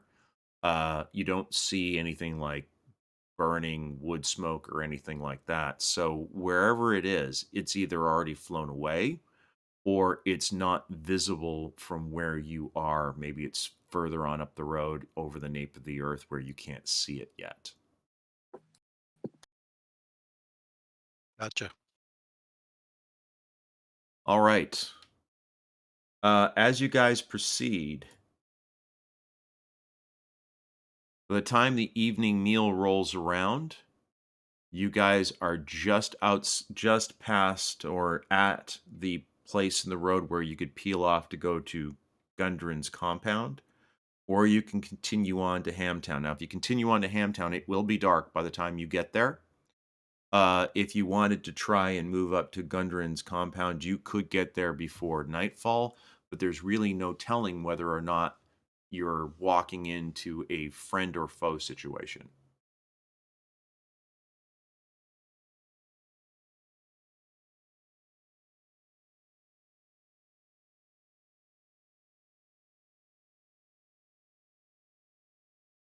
Rue, what do you think?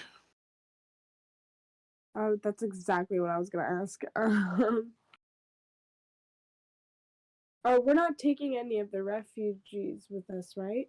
You are escorting a group of about 30 refugees. Hmm. Yeah, sorry that you're not if that wasn't clear. Sorry.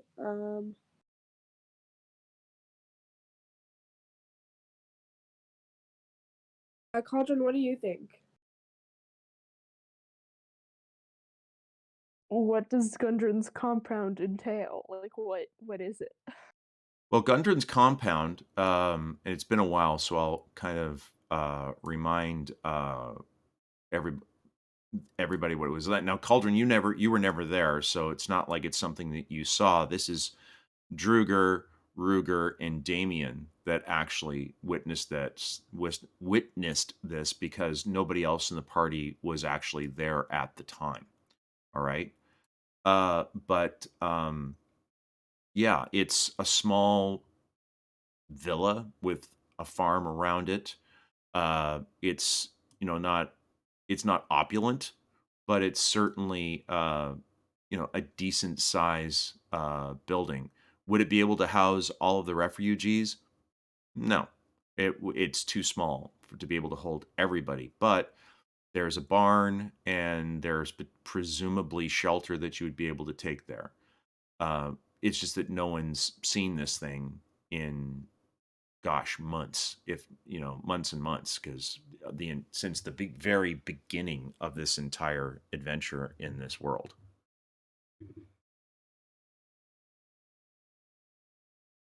I mean, it seems fine. I'm just worried that it might be full of monsters and whatnot when we get there. Yeah.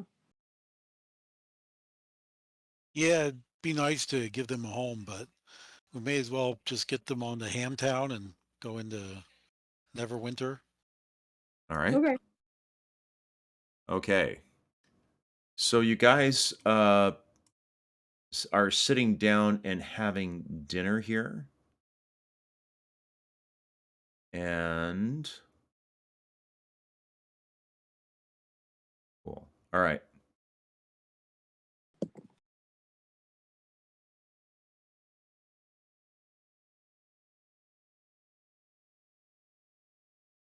As you're sitting there, you guys can hear something off to the road to the east of you, very close. Damien, you pick up on that foul, rotting flesh smell again.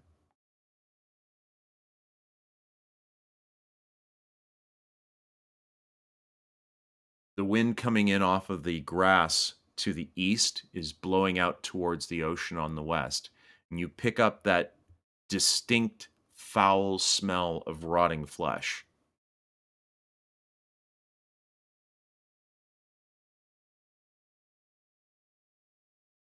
Damien, if you're there, I think we have lost it. So Damien informs you guys that hey guys, remember what we smelled the last time we got ambushed? Yes. I'm smelling it coming in on the wind from over here. Okay, I cast Shield of Faith. Take up a position kind of forward and to the right of the rest of the refugees. All right. Again, send the owl to look. As the owl goes up in the air, you see somebody standing in the open, perfectly plainly visible, just off of the road. And let me kind of go into that circumstance so that we can talk about that so you guys can see tactically what this looks like very quickly here.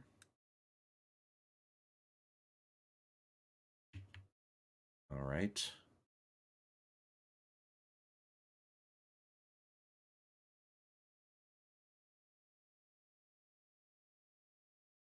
All right.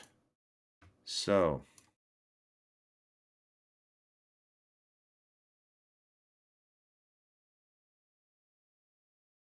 Ruger, your Yes. owl is about, I'm sorry, I said 300 feet. It's actually, you can only maintain your viewable distance through his eyes up to 100 feet.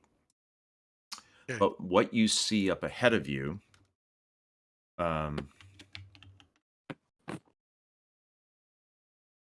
is you see just on the edge.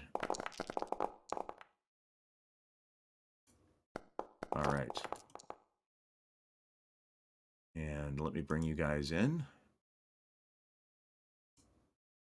It's starting to get dusk. All right. So let me make sure the lighting is correct. And here we go.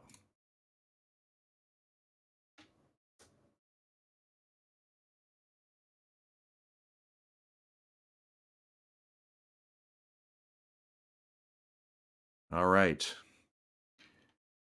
as you begin to observe, you see up ahead of you, not terribly far, easily 60, 70 feet away, not even that, about 30 feet away, wandering out of the tall grass, you see a character, a person standing there with black robes and a white hooded shawl, just standing there, right in the direction that Damien had indicated the smells that he had.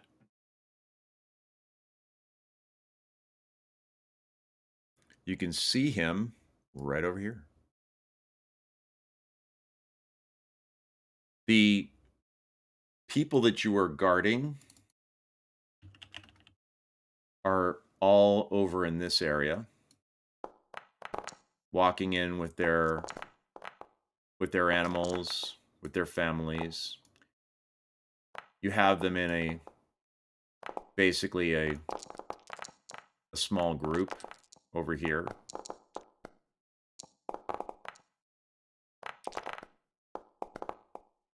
So they're all kind of huddled together at the mention that you said that there was potentially some badness up ahead.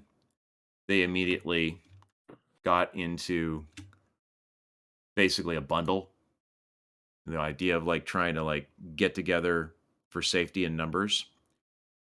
And the creature or person or thing that you see is just standing there, just looking at you. In fact, let's make this not quite so evil sounding. Let's go with something a little less. That's too nice. Now let's use this.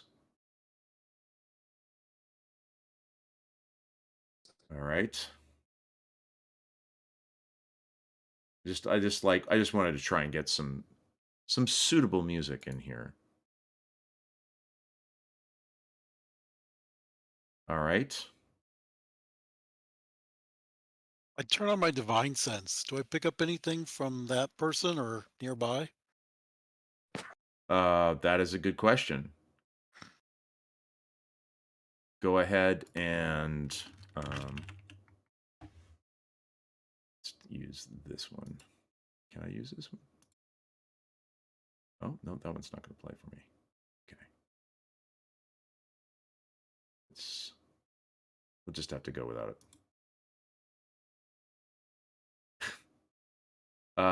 Go ahead and turn on Divine Sense. Roll that, please. Oh, I did. Oh, I'm sorry. No problem. And let me check distance. Okay, so you are sensing out to about like this, right? And in the direction of where you are, where you would be able to determine whether or not you're sensing anything that is undead or fiend or celestial, you do not detect anything of those types from where you are at the moment. None of that is coming through. So that's actually kind of a good news, bad news, right?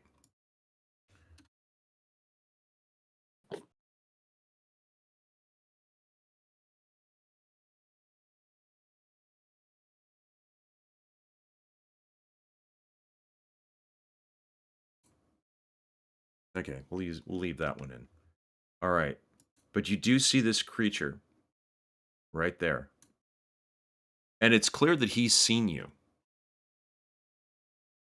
And he's just looking in your direction, sort of with his hands on his hips. What would you like to do?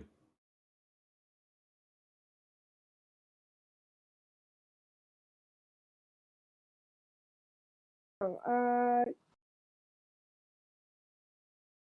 so it's not like attacking us or anything? Nope, he's just standing there. Okay. Wait, could you indicate which one you're talking about really fast? Right here. I don't see. Oh. All right. I'll have him take a couple steps out so you can see him a little better. How about that? All right. Okay.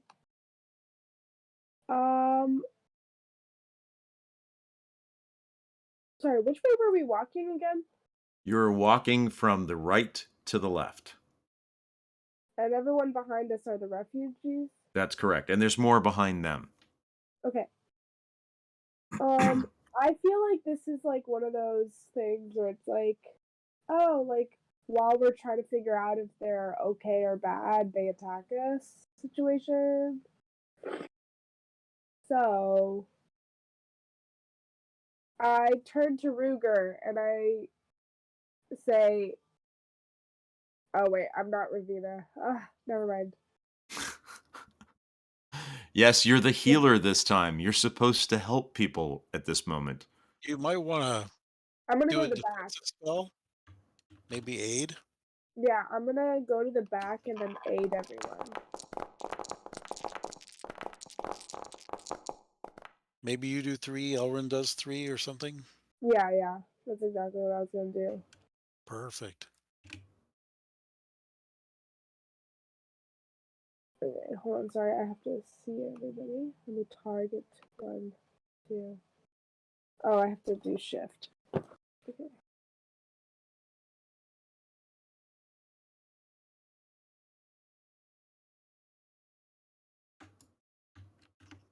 Yeah, just trying to give you the right number of commoners.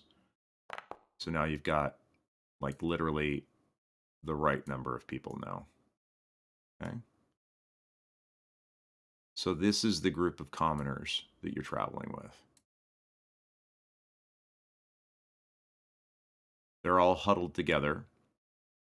They're off their horses and they're trying to stay together as a group for defense. There's a few of them that are doubled up. Mostly those are women and children. I just realized I don't have aid.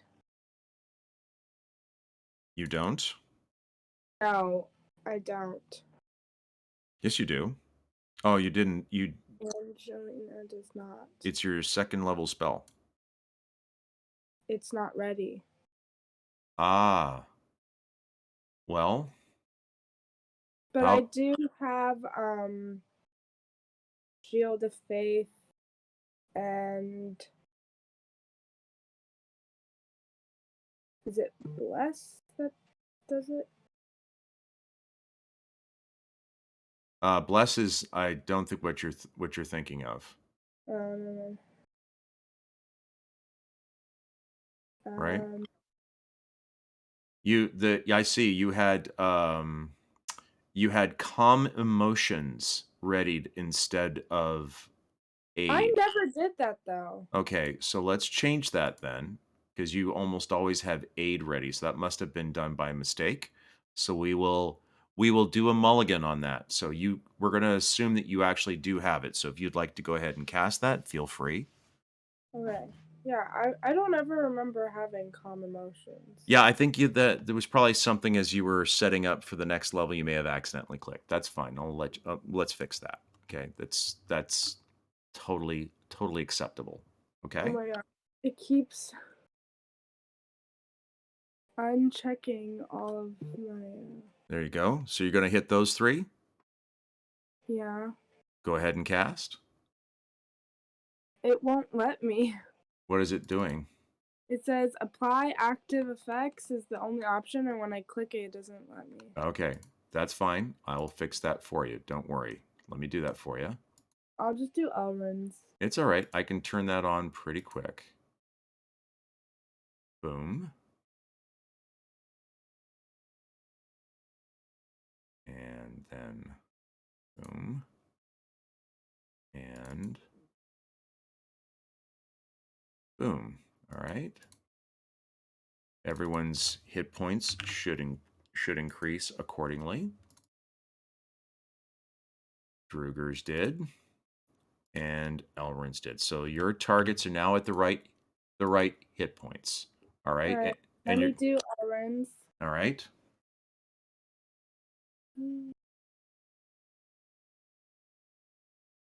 doing the same thing. Okay. Let me know if it did it give you the same. It gave you the same. Yeah.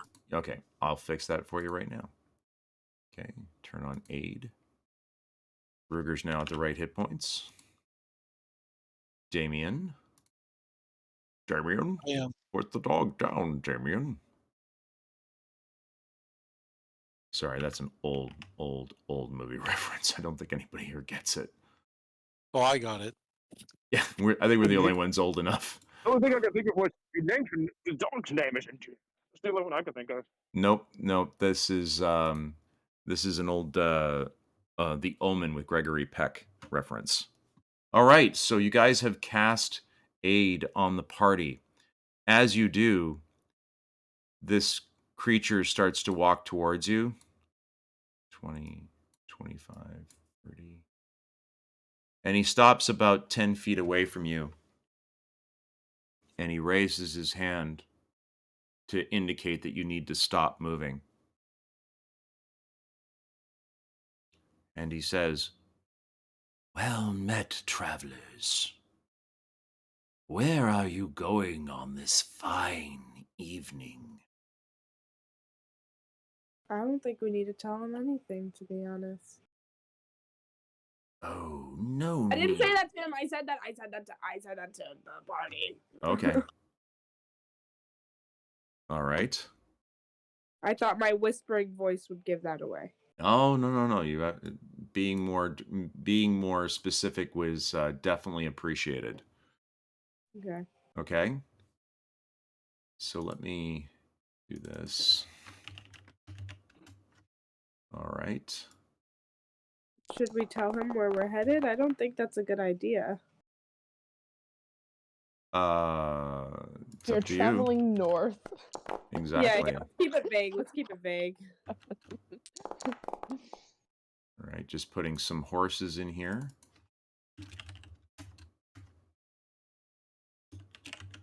Traveling to the northern direction.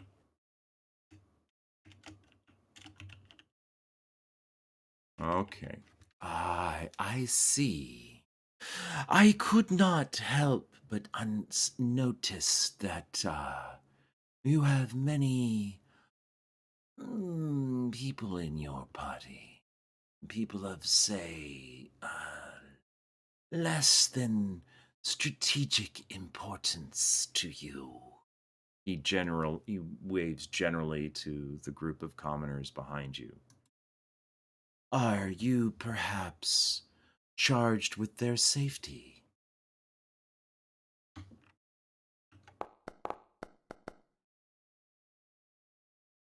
I don't know. I feel like I say to Cauldron, I feel like we all have equal responsibilities here. We're fair. Interesting. I say that to Cauldron. I said at the Okay. beginning. I'm sorry. Okay.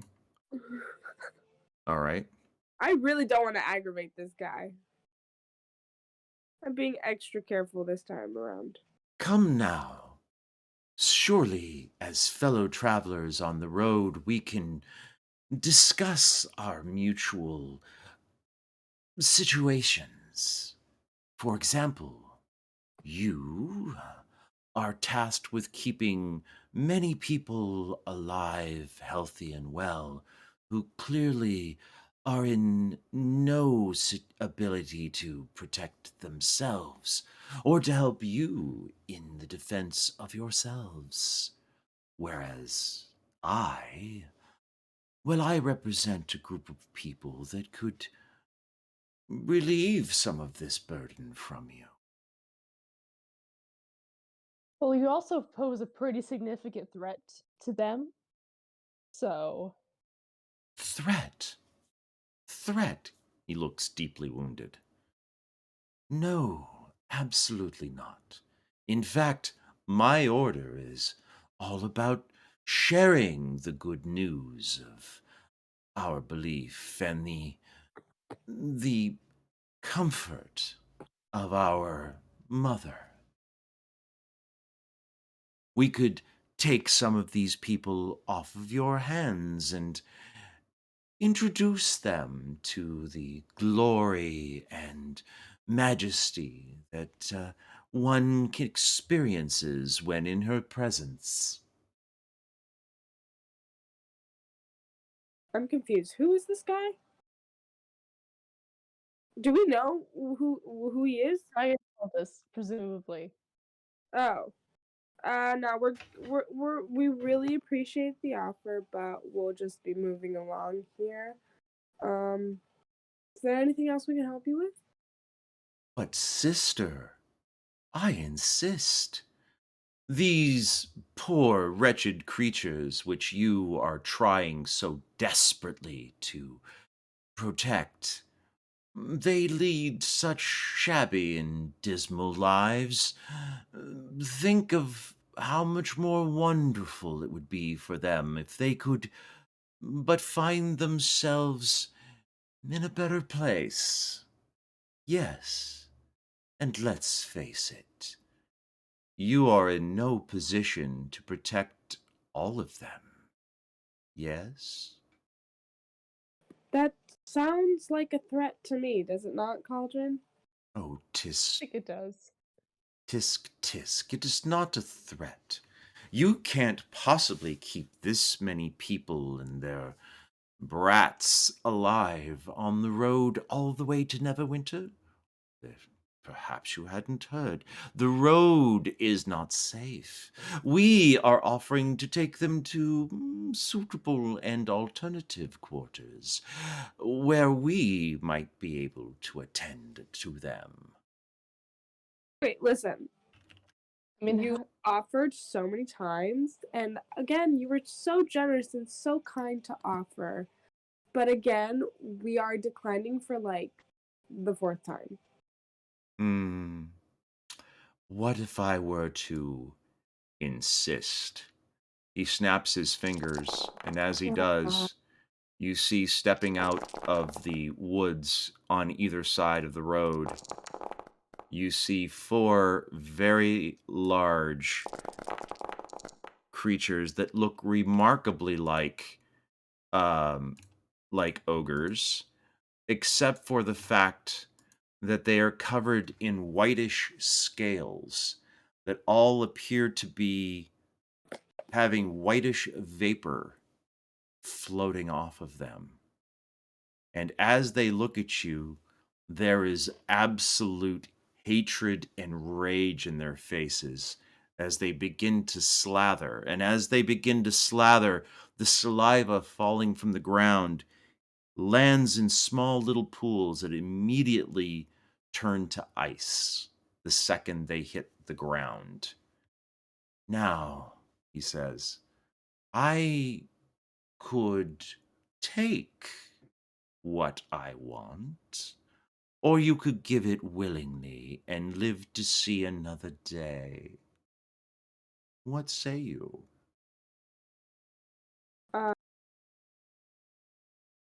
Damien. Hey, yo, what's our weakness? Damien, very I quickly. was gonna say, can I do a perception roll, please? This would be Arcana, Okay, sorry. and you rolled a perfect 20. You're like, you say to her, these are more of those ogre hybrids. These ones clearly are crossed with an ice dragon. Don't get close to them. You will be burned with ice. But they are very susceptible to fire. Oh yeah, my specialty. Let's go. Yes, and the second that you say that, No, I didn't say that. It was in my head. You know. no. The second Oh. the second Damien yells out they're susceptible to fire, the creature at the front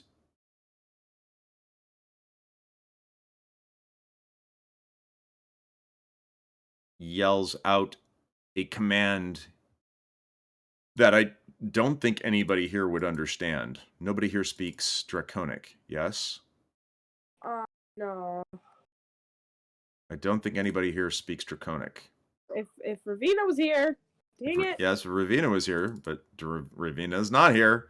So no one understands what it said, but you do recognize the tonality as most likely being draconic. And as that happens, you see the creature make a hand gesture in front of himself, and in so doing,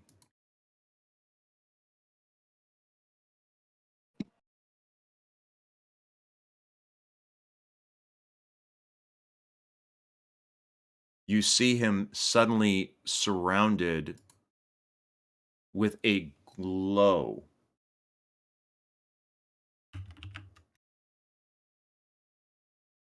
All right. And we begin those immortal words. Roll for initiative. All right. Everyone, you are now in combat.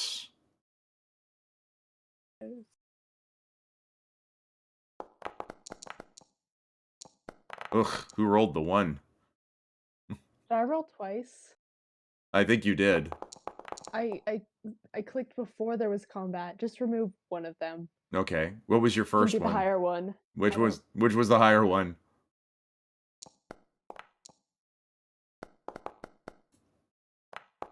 There we go. I can't see as you're rolling, or as other people are rolling. Yes, sorry. My first one was a 4. Was a 4? What was your higher one? What was your higher one? My first one was the lower one. Okay, well, all right. So that would put you right where you are then. So this is the order of attack that we find ourselves in. And we now find ourselves in combat. Starting with...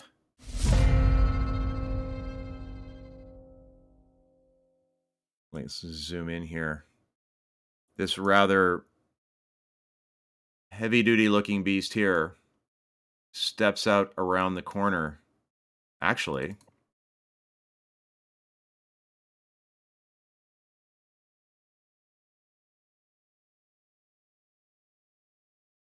you see him quickly shout out and roar, and as he does, all of the veins are actually showing underneath the scales. The eyes are glowing white cold, and the froth coming out of his mouth almost looks like steam. And as he does that, he charges forward and engages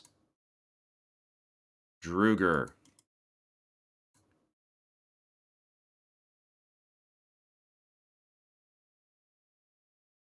And it would appear to you that he is attacking recklessly.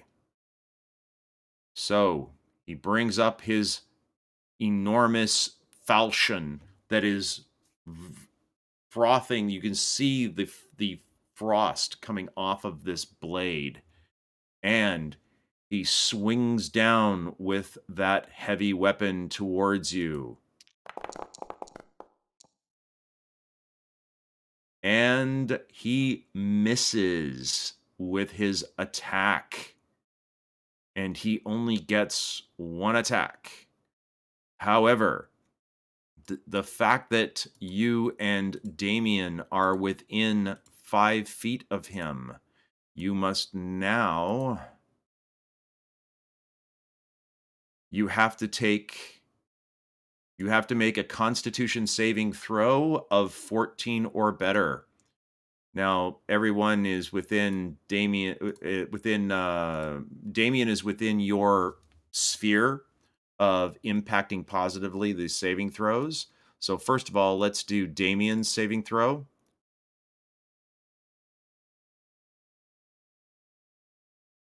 And the bonus is there. He rolls a 12, so he will be taking damage. Ruger, please give me a saving throw on your Constitution. Okay, you will be taking damage too. I actually used the wrong I rolled wisdom for some reason. I was supposed to use constitution. Sorry. And I was supposed to roll with advantage. So Damien made his saving throw. He is not taking damage. Ruger, you are taking 1d6 of cold damage. You take 5 points of cold damage from the sheer iciness radiating off of this creature's body. Damien. Is Damien with us?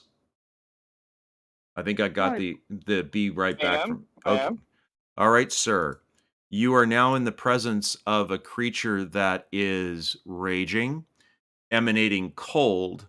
You've just taken almost an attack from the cold radiating off of him. He has tried to strike Ruger and failed, and you know that he is susceptible to flame. What would you like to do?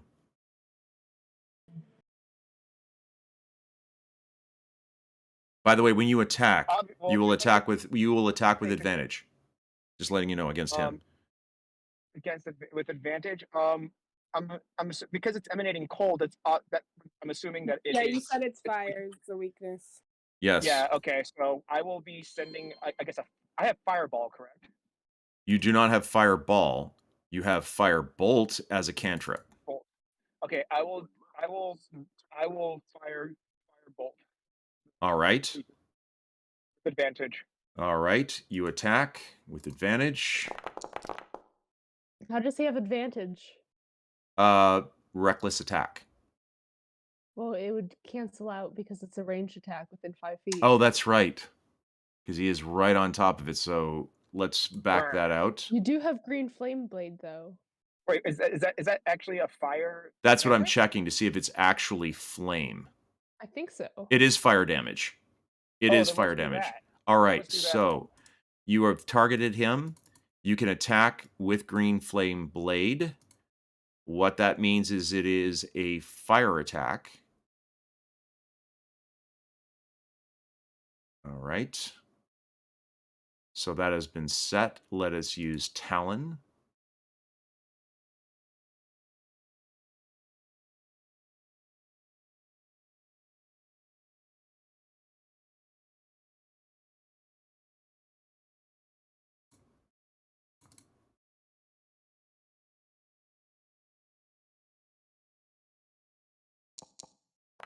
Okay. For some reason, you just attacked yourself. Ow! I have never understood why it does this. So let's try it this way. There we go. Attack. Advantage. And you missed with your first attack. Let's. I come back with the backswing. Okay, but if you're using green flame blade, then you are not using you're using an actual spell attack rather than a melee attack. So that means you have to give up your second attack. So here's yeah, so that's it for you for this turn. Unless you want to move. I tried, guys. Unless you want to move. Well, I mean, obviously, I feel like if I walked away, I would get attacked by opportunity. You would, but you can move into a different position while staying within his realm of influence, his range of influence. If that's the case, then gosh, unfortunately, I'm doing this blind. If there's any way to try and put me in a much more advantageous spot. Ruger, do you want him someplace else? Yeah, if he wants to start moving one way or the other to flank him, I'll go the other way. Okay, you already have advantage. You already do have advantage on him, but if you want, you can move him to here, and then to here. He does not take any opportunity attack for doing this. Okay. Okay, but he's now on the opposite side of at least the other creature.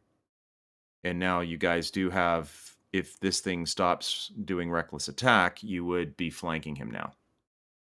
All right? Sounds good. All right. I like it too. Elrin, is she still here?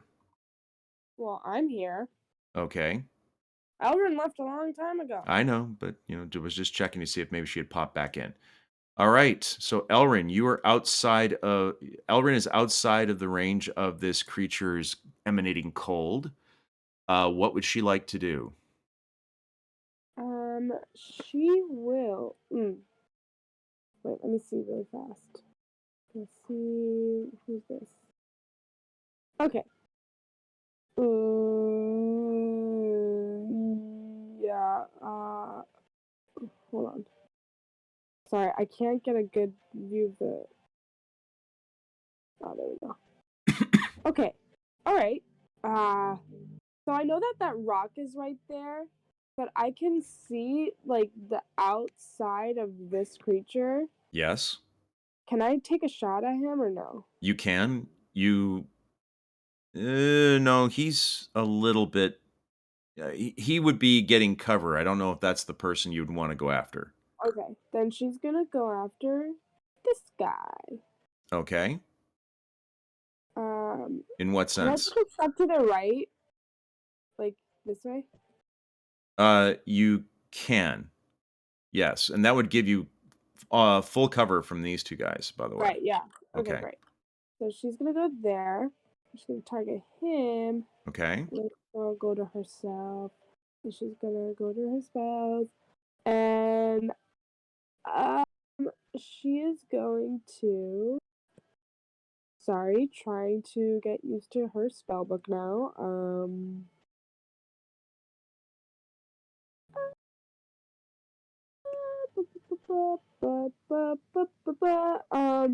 Okay. She is going to do Sacred Flame. Okay. That makes sense, right? Well, Sacred Flame, if I remember correctly, Is that not fire damage? It's radiant damage. it's radiant. It's Uh, yeah. Now, but if you're targeting this guy isn't emanating ice. Oh, true. So Bless you. actually, instead, if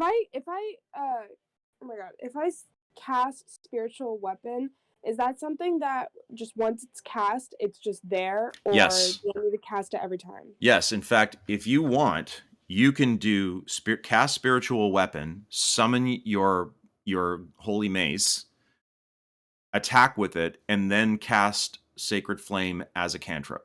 That's all acceptable within the same round. Oh my gosh, then we're gonna do that. Okay, so let's first and foremost go ahead, cast a Spiritual Weapon. Okay. All right. Now let me summon. This is Elrin, right? Yes. All right, here we go. Where do I place it? Don't worry about it. I'll do it for you. All right. Okay. So let me go ahead and bring out this bad boy. All right. And there he goes. He summoned the power of the holy weapon. Flies through the air. Target the guy. Click attack, please. Attack. And it hits. Go ahead and roll your damage, please. That was a good roll. Yeah. All right, he gets an attempt to try and resist. No, it's for him to hold his spell, and it worked. He managed to maintain his spell. All right, go ahead and cast Sacred Flame against him. Alrighty. Try this. What? Oh, I did it twice on accident. Whoops. Go ahead and roll Sorry, damage. that's It's all right. Go ahead and roll the damage button. Let's see if he Okay. manages to get out of the way. He does not manage to get out of the way. Woo! And he ends up taking 5 points of damage from the Sacred Flame. So you've managed to get 2 decent shots in on this guy. All right. Anything else you would like her to do at this point? I think she's kind of at her limits other than movement now. Yeah, so she's gonna stay there. Awesome. All right. Moving along. Ruger, Everybody's favorite paladin. It is your turn, sir. Okay. I'll take a step back so that I'm back to back with Elrin. So no one's going to flank us while we're flanking them. Very good. Target the big guy in front of it and hit him with a searing smite. Nice. Go ahead and hit with your weapon, please. Which weapon are you using? The Dragon Slayer sword. Okay. And I think I'll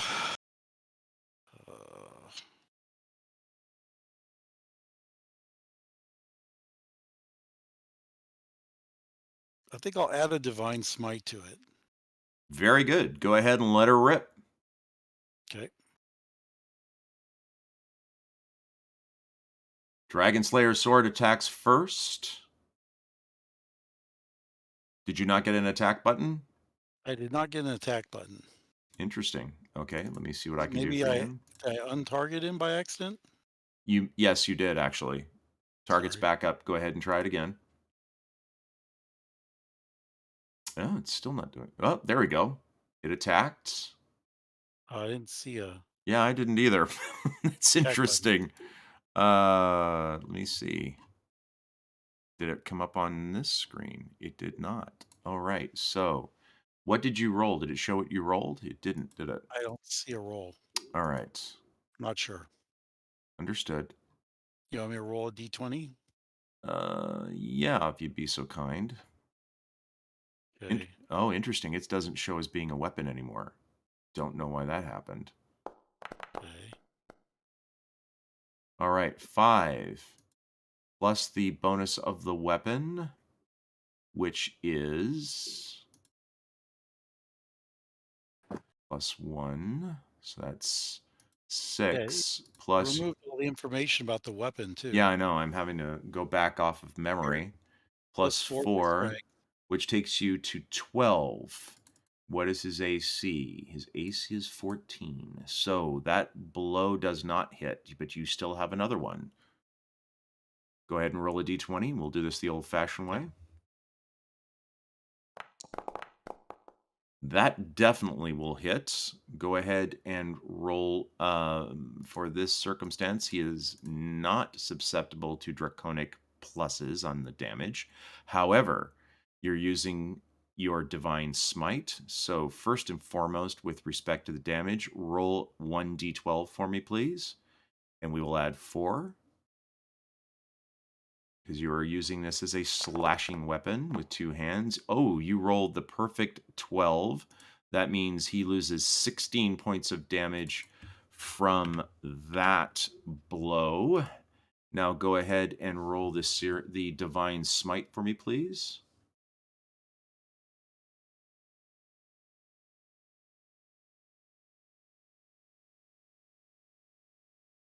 All right, roll damage.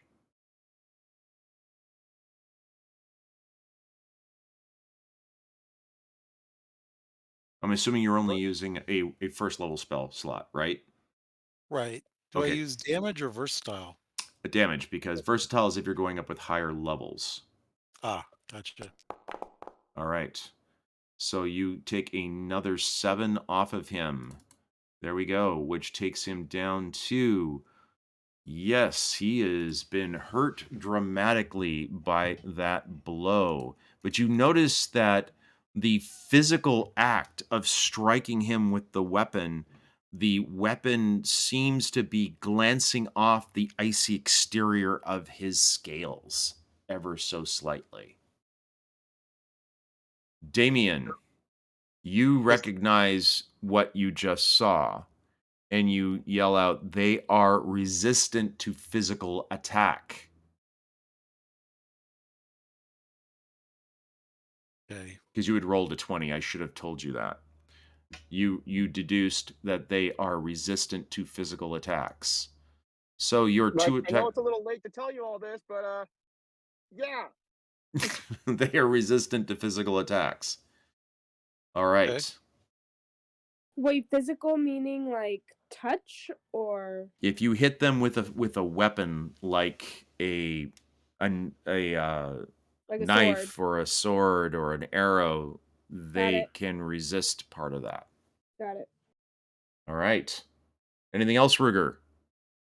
Well, I thought it said searing smite, but is that not Oh, possible? yeah. You can use Searing Smite and Divine Smite. Go ahead and roll the Searing Smite, please.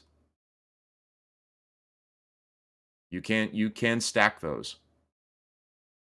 All right, go ahead and roll the damage. He gets a chance for a Constitution saving throw. And he does that at disadvantage, but he manages to succeed. So, on a successful save, the spell ends. Wow, he succeeded on a disadvantage. Yeah, he did. That's He rolled well. They have very strong constitutions. Hmm. Extra 1d6.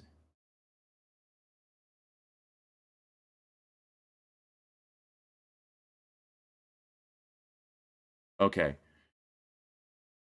He has managed to resist the searing smite. All right. Moving on. Or are you done? Or are you going to do any kind of like movement or anything? Okay, good. I did. All right. Mr. Owl. Okay, the owl dropped down 30 feet. Okay. Dropping the owl down to 70 feet. And I think he's going to do a firebolt attack on the same guy. Okay. Make sure you attack with advantage. Got it.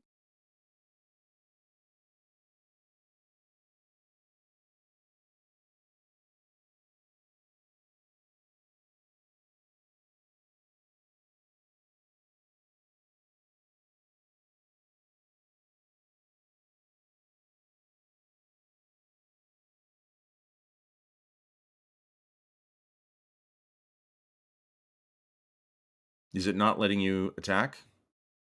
No, it Okay, was. there It we go. wasn't targeting for some reason. There you go. You managed to hit. Please roll the damage. Holy crap.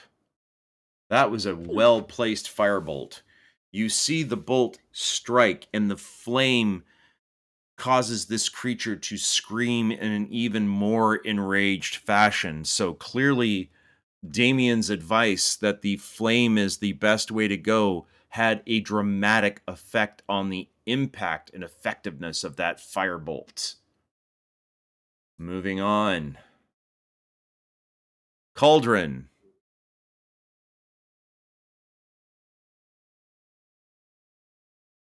What would you like to do? Cauldron is going to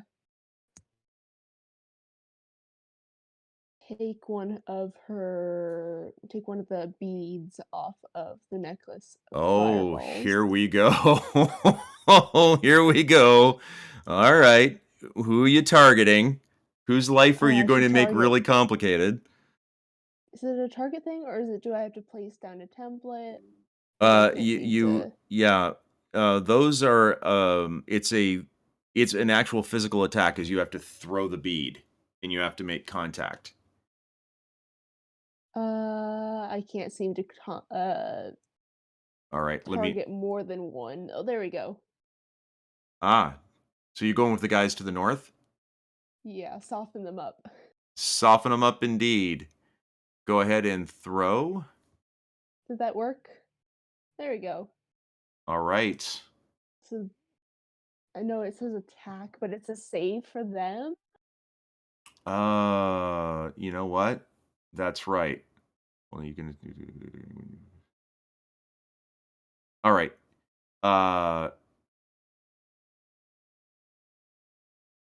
It says martial ranged, but it shouldn't be because the spell itself doesn't require that. So just roll the damage, and they have to make the DC 15 saving throw.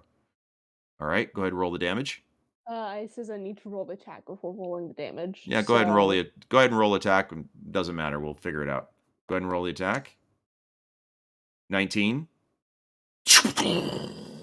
Very well done. Ooh. Wow. Go ahead and roll the damage, and we'll see whether or not And these then we'll guys. see. Yeah, if let's it see. does. Yep.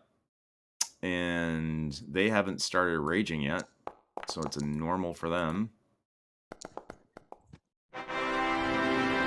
One of them succeeded, and the other one did not. Yeah, so it's half on a save, I Yep. believe. Yep. So the one that made it, he takes half damage. Yikes. Okay. And it's already done the differences for me. So that had dramatic effects on these two. You see them get rocked with that fireball when it lands. It just rocks them hard. So well done there. Is that it for you? I'm gonna move probably.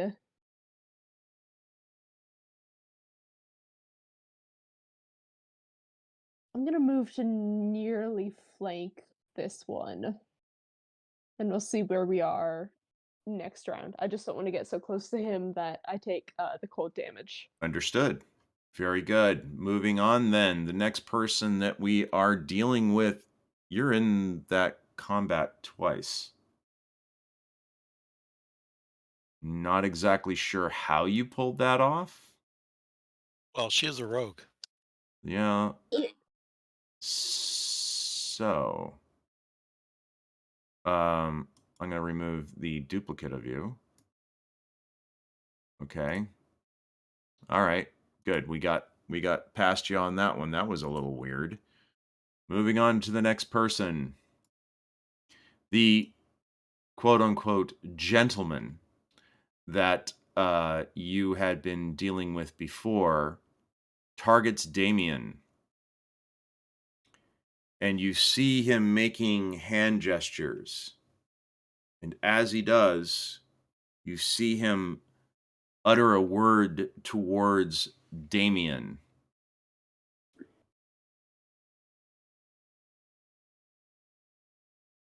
You see him order Damien to surrender, or actually to flee. Orders Damien to flee. Damien, you need to make a saving throw.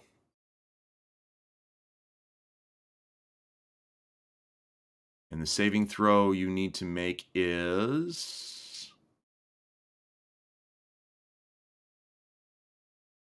You need to make a 13 on your saving throw. Here we go. Here goes your saving throw. No whammy, no whammy, no whammy. You rolled an 11. You did Ugh. not successfully resist the spell. Damien, you are now in a... Running away? You are running away. No! And as you do... Here.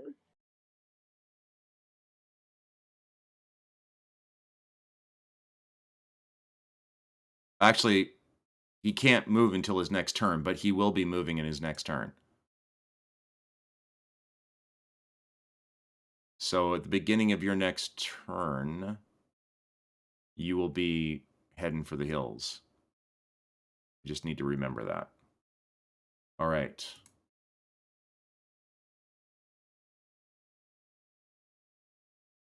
All right. Moving on to the next character up for bids on the front. Price is Right. This creature here targets Ruger. He's not going to change his approach. He's got a target. He likes it. He's going to go after it. And here we go again. He pulls up his blade, the glowing falchion, and attacks recklessly. And he misses with his attack. The blade digs into the ground. Wait a minute. Sorry. Wrong guy. I was being led astray. So the creature that you just blasted, Cauldron. 1, 2, 3, 4, 5. He targets. Who would he target? He's going to target Angelina. Because she's the one he could see the whole time. In so doing, he also targets these three. Hey, we just had another person come in and follow us. Fantastic. Thank you so much. Hey, DJ Wolfie. Great to see you. Merry Christmas. Thanks for joining us on our Christmas Eve game. Appreciate it. Pull up a chair. Thank you so much. It was so cool of you. Thank you so much. Merry Christmas. All right. We're right in the middle of a very pitched battle here, so we need to get back to this. Thank you for coming in. Stick around. Let us know what you think. All right, so all three of these creatures are going to have to go and make a saving throw or take 1d6 worth of cold damage. All of you, please make your rolls. I'll roll for Druger. Druger is going to be having to do his. So take your Constitution. You need to roll a 14 or better. Wait, it's a 1d6, right? No, you roll a d20. And you don't get the bonuses that the other two do because you, Angelina, are outside of the influence of the Paladin's extra bonuses. So you just have to make a straight Constitution saving throw. It needs to be a 14 or better. All right? Yep. Right, that... So go ahead and roll for Elrin. Elrin? Natural 20. Natural 20. Let's check to see if she has an inspiration point. She does not. She does now. So you can go and roll a roll with advantage at another time. All right. So she manages to resist. Druger managed to resist. Elrin, Angelina, it's your turn. You rolled. That was a d20, but did you add your Constitution save? That only gets you to an 11. So, unfortunately, Angelina, you are taking cold damage. You are taking 4 points of cold damage, reducing you to 50 hit points. You are not chilled, but you are definitely cold as a result of this.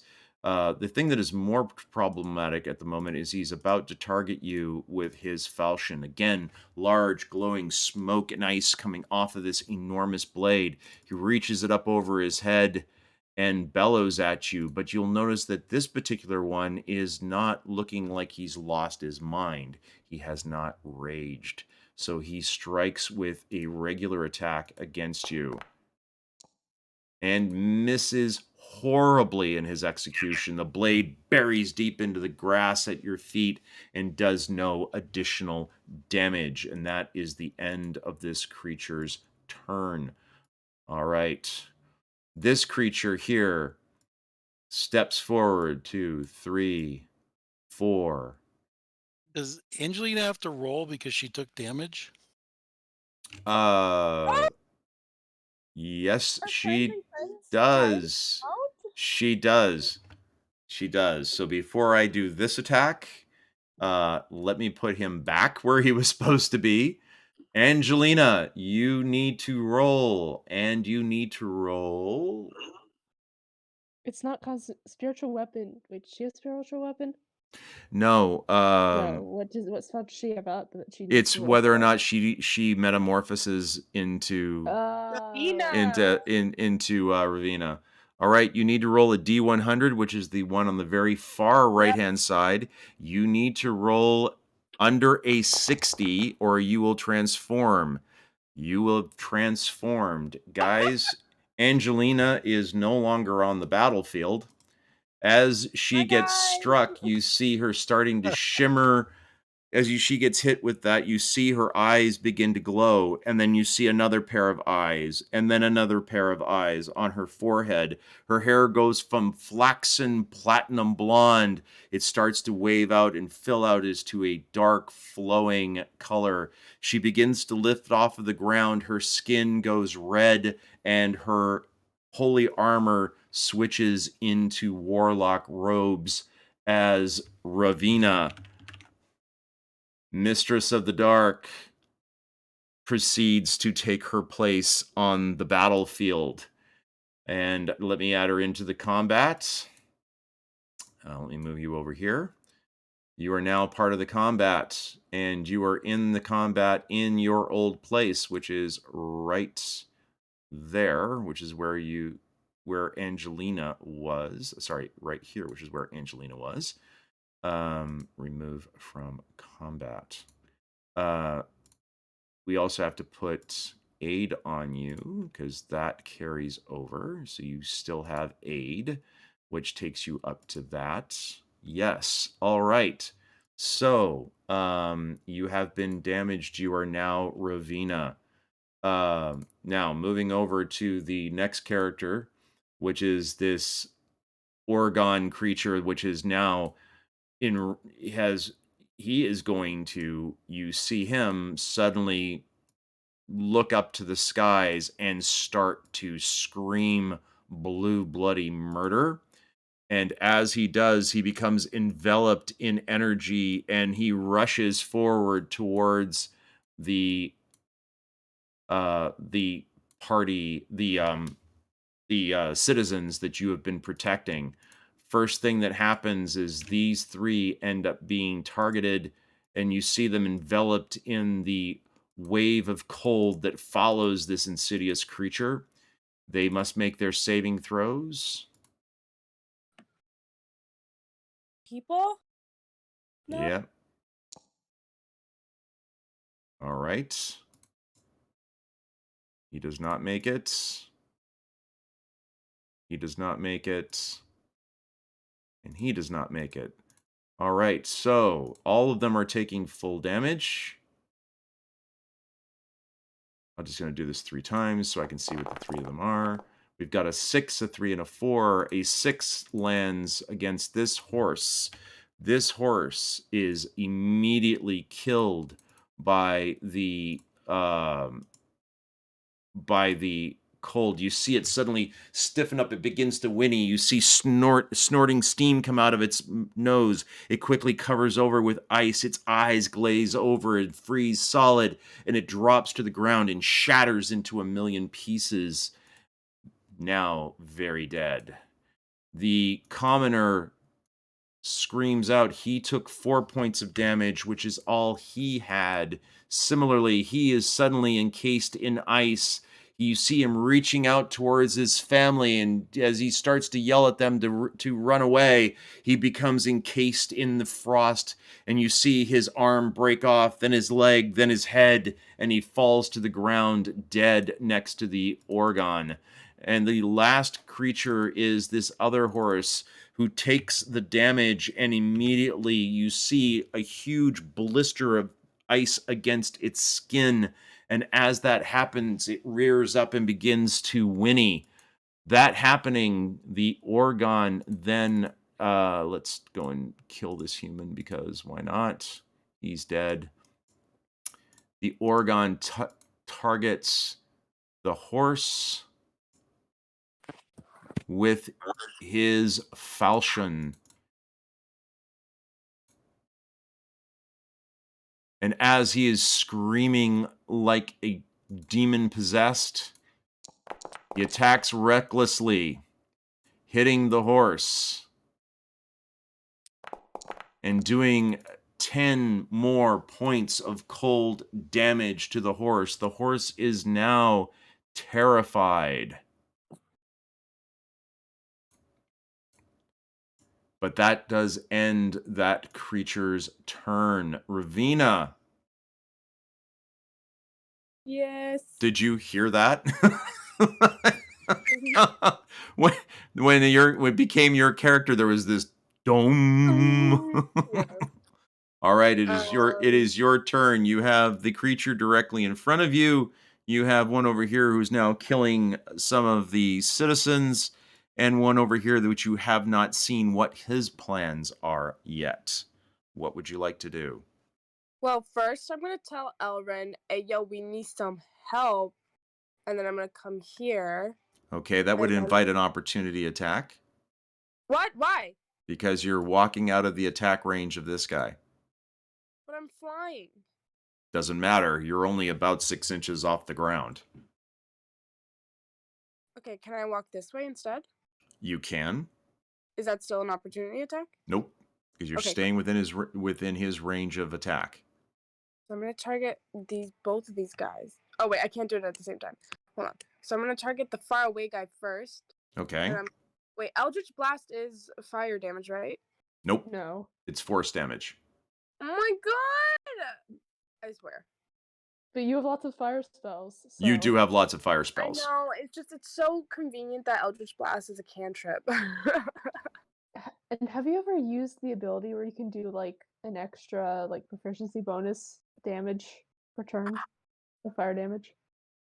Oh, you mean the Hellish Rebuke? No. I'm talking about the genie first level feature. You can add extra damage anytime you're using a fire attack.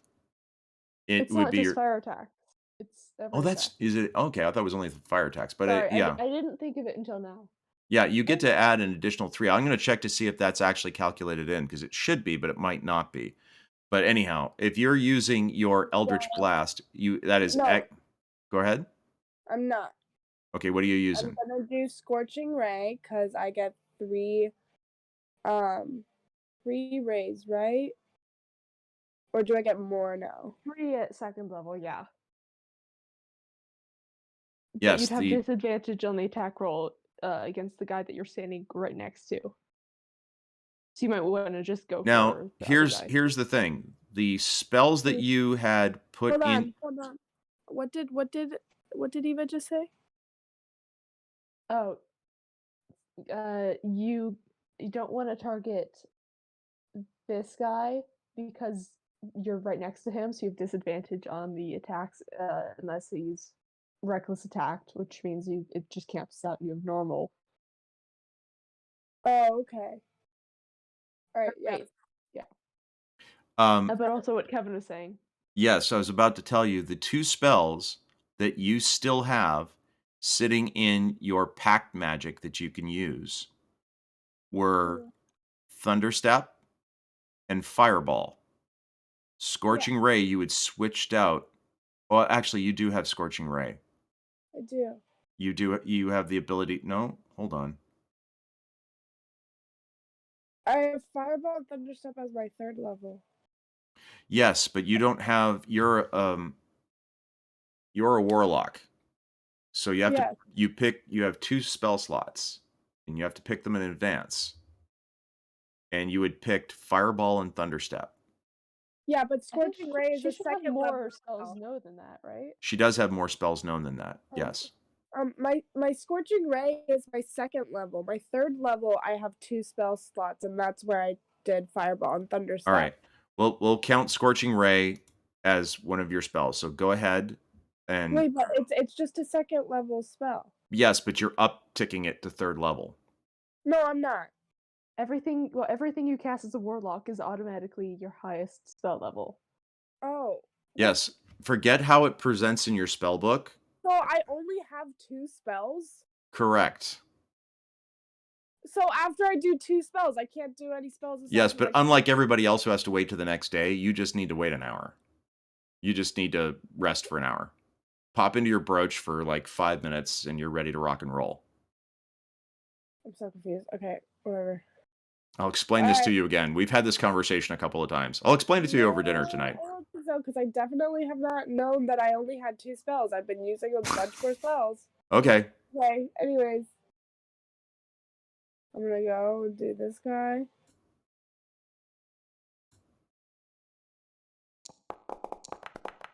All right, your first Scorching Ray missed.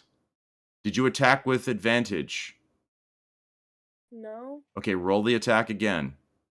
But don't consume a spell slot this time. Okay? Deselect that option if you see it come up. Go ahead and cast it again.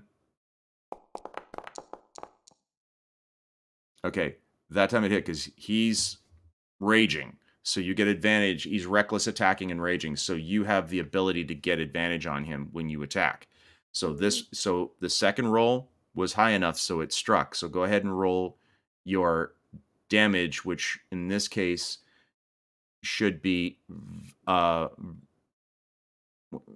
me go ahead and roll the damage, and then we'll make the necessary adjustment. Okay, so that was 7, but I need you to roll one more d6 for me. Okay. Okay, because it casts as level 3. Yeah. There you go. So you got one more, but it's fine because as you blasted that creature, the flame struck him in the side. He literally began to glow red and then exploded like shrapnel from the blast of the scorching ray striking into his frozen core and causing a chain reaction, which made him explode like a grenade, showering pieces of frozen beast onto the creatures that were immediately in his vicinity. So of the first beam that you fired, that one, he's dead. You have 2 more beams that you can cast. Okay, I'm gonna go after this guy. I know he hasn't done anything yet, but I'm just preemptively attacking him. I understand. You know, Sorry, you're sharing the joy. I understand. I don't have advantage on him though, right? Nope, you do not have advantage on him. Okay. But it still hits. Go ahead and roll your damage, please. Make sure that but when you click the damage button, okay, when that comes up and it says default formula, Yeah. you need to choose fire 2d6. Oh, got it. And then you need to, in situational bonus, 1d6 in that square, okay? 1d6. Okay, now we'll get the 3d6 from you, and it'll be fire damage. Okay? Okay. All right, let her rip. Boom. There you go. 7 points of damage, but it lands with incredible ferocity against this creature. You see the beam strike into its chest, and normally the beam hits and it creates a burn mark, but it glows red, and the creature becomes enraged as the beam hits it. You see cracks forming in the frozen scaly armor that makes up his torso. You have 1 more beam left. I'm gonna go again. Dang it. Unfortunately, the second beam misses and sets into the forest, presumably setting part of the forest on fire off in the distance behind you. Sorry. But that is the end of your turn, unless there's something else you can do. I don't think you can.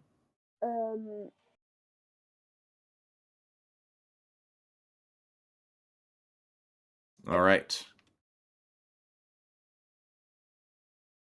The dwarf, A dwarf.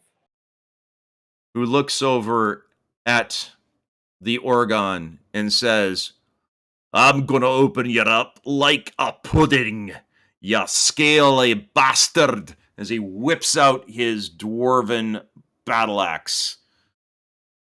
But before I do that, what do you want him to do, Ruger? Is he going to attack the Orgon? Yes. I was going to say I would be surprised if he didn't, but here we go. All right. Pulling out the famous ultimate garden utensil, Hugh. He attacks. This one is not raging, so there's no advantage. He rolls a 19, which for him being a slasher is a critical hit. He has now done critical hit with that blade. It is going to be, and he was using it in slashing mode, so it is a critical hit of slashing. He does 19 points of damage, which unfortunately gets reduced ever so slightly because of the fact that it is physical damage against him. So it is unfortunate, but he does manage to resist part of that damage. All right. I'm assuming what worked once can work again, yes? Yes. All right, he attacks again. Oh, that wasn't supposed to be with advantage. Why did he end up striking? Oh, the cauldron? Oh, okay. See, you're looking at your bright and shiny Oh, blade. that was me. I'm so sorry. I'm so All right. sorry. Versatile damage. Oh, only does minimal damage with the second strike, but the creature is now howling in pain and clearly unhappy with the circumstances. Which, of course, now brings us to the last party member, the Orgon that has until this point not moved, to which, seeing his friends in great trouble, decides to rage. And as he does, he charges towards the citizens, takes a step in, and these two immediately get targeted. And they have to make their saving throws.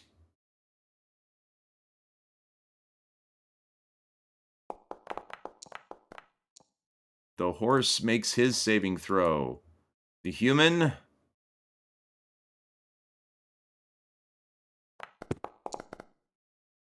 also makes his saving throw. They are able to resist the cold.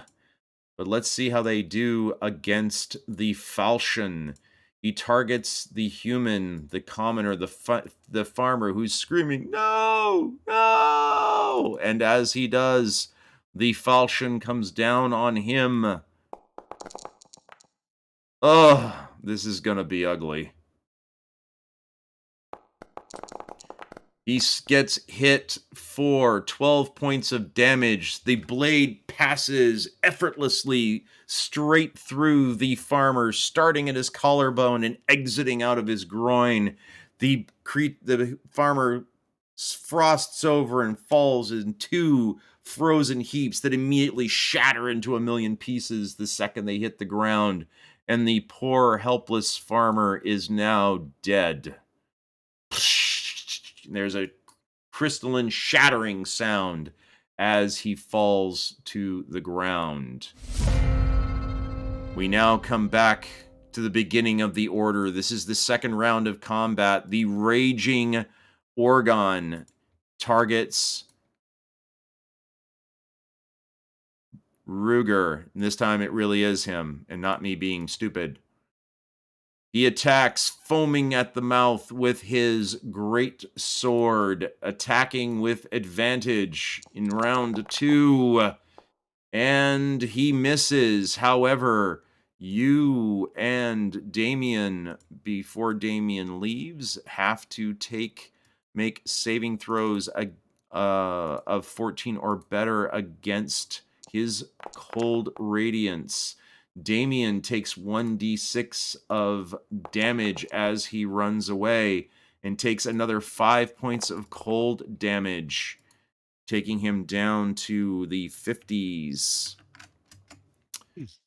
Druger, you made a 24. You managed to successfully repel the cold attack. That is the end of that creature's attack. We are now moving on to Damien.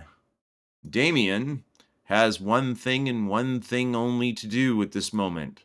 That is, he is going to beat feet and run as fast as he possibly can. 10, 20, 30, 40, 50, 60. He is now running.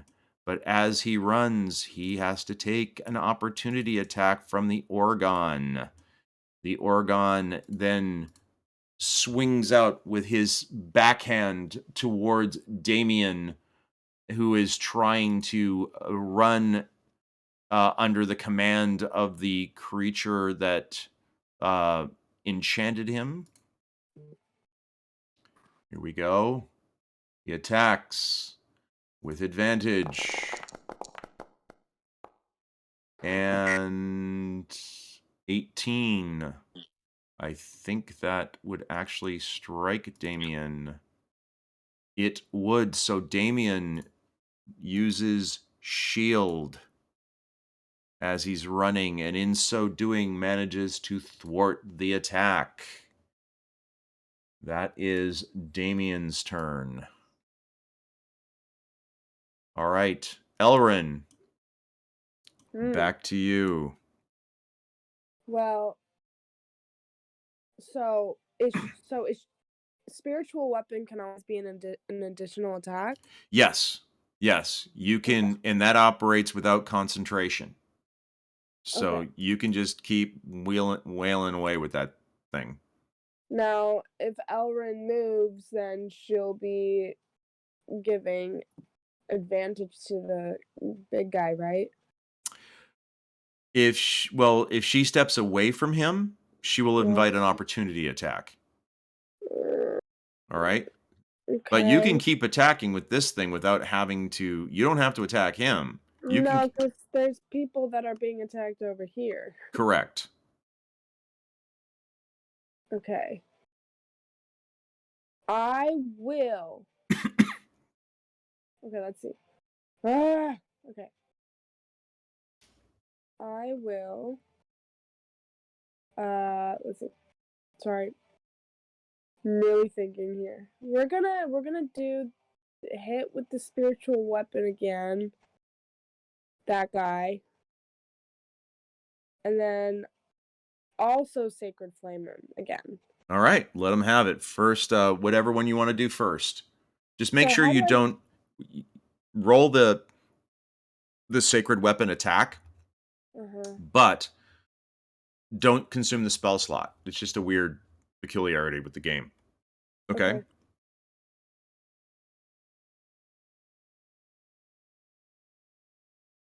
All right. That.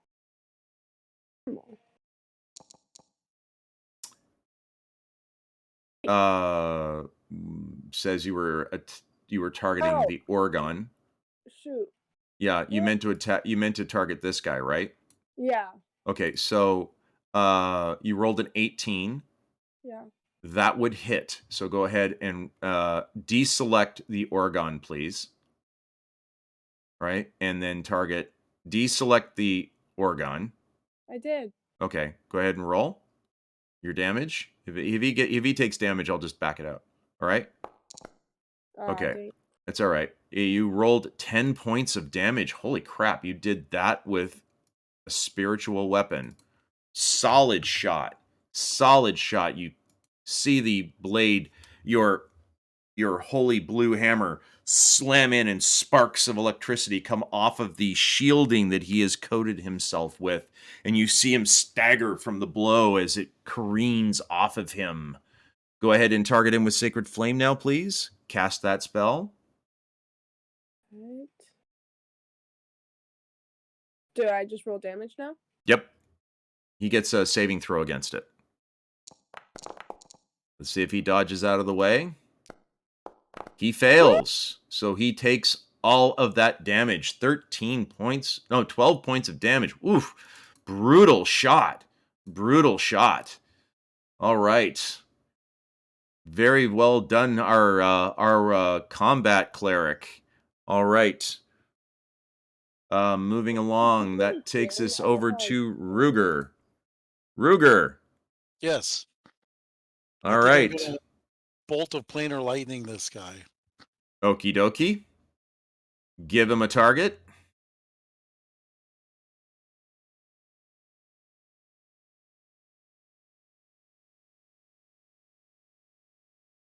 Did it target him or turn the targeting off? It turned the targeting off. There you go. You targeted him now. Try it again. Let me know if it's not working, because I can roll it for you. If that happens, I'll just have you roll the dice. Okay? It seems to be working. Okay, good. Good. There we are. He becomes in glowing as all of a sudden this holy energy comes from Ruger and blasts forward, but because of the fact that you were at close range with a ranged attack spell, did not go well for you, and consequently the bolt What? ends up missing. That's terrible. Yes, unfortunately. But you do notice, by the way, that he doesn't look like he's doing terribly well. Are you going to try and do any kind of bonus action or move? You really don't have anything else you can do from that perspective offensively. You can try moving. Yeah. I can't disengage now, so Yeah. I mean, you can move to a different position if you want to try and stop him from moving or moving in a particular direction. I mean, this is about the only direction I'd worry him moving in. All right.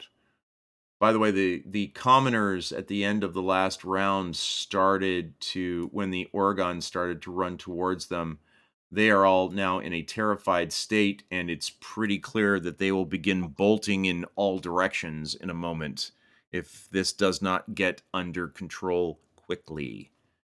So, Ruger, you took a step away. You have disengaged. You can't disengage. You will take an opportunity attack. I'm trying to move like this way around him, but Oh, okay. So you want to go here and then I guess here? Yeah. Okay. no, no, no, that's fine. Cool. Gotcha. All right. So you managed to reposition around him without taking an opportunity attack. So as you start trying to size him up to get a better angle on him, we move on to the next person then, which is your friendly neighborhood owl. Mr. Owl, your eye in the sky. Yeah. I'll take him down another 30 feet and do the same attack.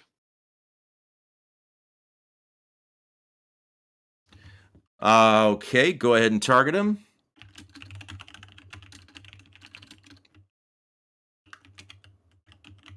Same as last time.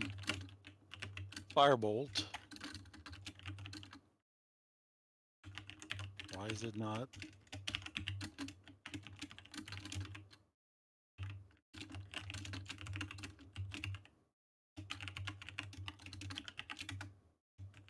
That's weird.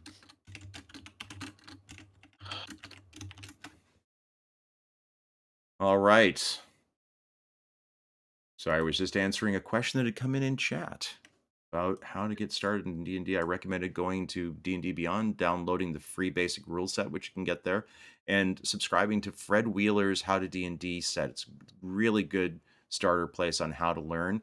Or WASD 20, they've got D&D Academy, which they've got a number of really good intro classes on the basics. So I'd recommend either one of those. Welcome aboard. You'll have a great time. All right, go ahead. Did you do your attempt to cast your spell? Do your attack spell, sir. It's not letting me. Okay, Yeah. let Creature. It me. says you used a reaction. I will and do it for you. Putting me on the owl. There you go. You rolled an 18, which comes up to 25. That does strike, and the damage that you have done is 18 points of damage. Significant. Yes, as you cast that spell, the Orgon suddenly bursts into flame. You see him starting to shake, and you see the flame starting to come out of his mouth. His eyes go from a pale, icy blue to glowing orange, then red, then blasting forth with white-hot energy. He explodes and shatters like a dropped glass on a stone floor and is no longer a threat to you, dead and expelled in front of you. Very good shot, Mr. Bird. Mr. Bird. Mr. Bird. That's a good bird. That's a good bird. That's a good bird right there. That's a good bird. All right. Cauldron. Your turn, ma'am. You no longer have to worry about getting approached from that creature to the side of you. But you have 3 targets still left. One that is engaging your friends, one that is over here potentially threatening them, and one that is starting to make his way through the citizens. What would you like to do? Cauldron is going to move. If I weren't frozen.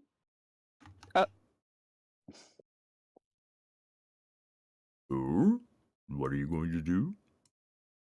I'd like to move next to the organ with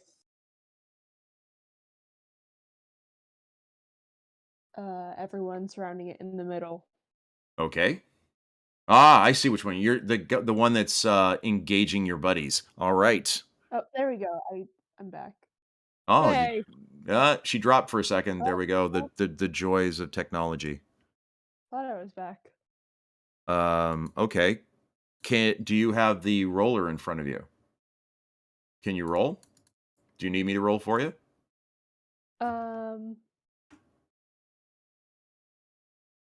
I need to refresh. Oh no, don't do that. Hey, we've got 4 people watching us. Hello everybody. Merry Christmas. Welcome to joining So our sorry. Yes, we are experiencing technical difficulties, which is the joy of gaming online. But we're having a lot of fun. I want to see what ends up happening here. Come on now, Cauldron. Your buddies need you to come through here. We believe in you. We believe in you. Thousands wouldn't.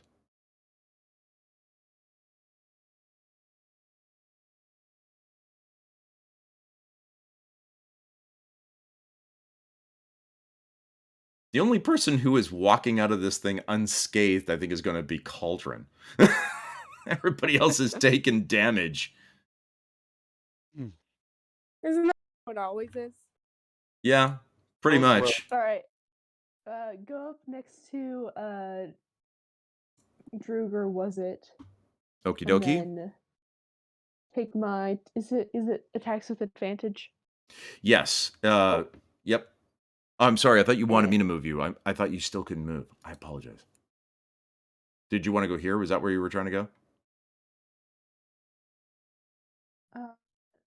I'm back. I'm back again. She's got me like on the edge of my seat. I don't know what she's trying to do. There she goes.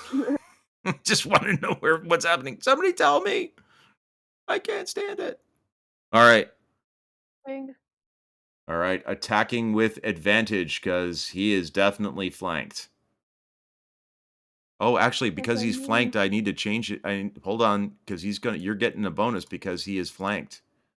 All right, he's flanked, so you're gonna get an AC advantage on him too. So go ahead and target and let fly. Oh, are you not gonna attack him? I'm gonna attack him next to him.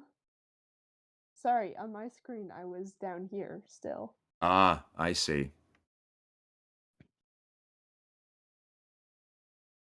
Select and stabby stab.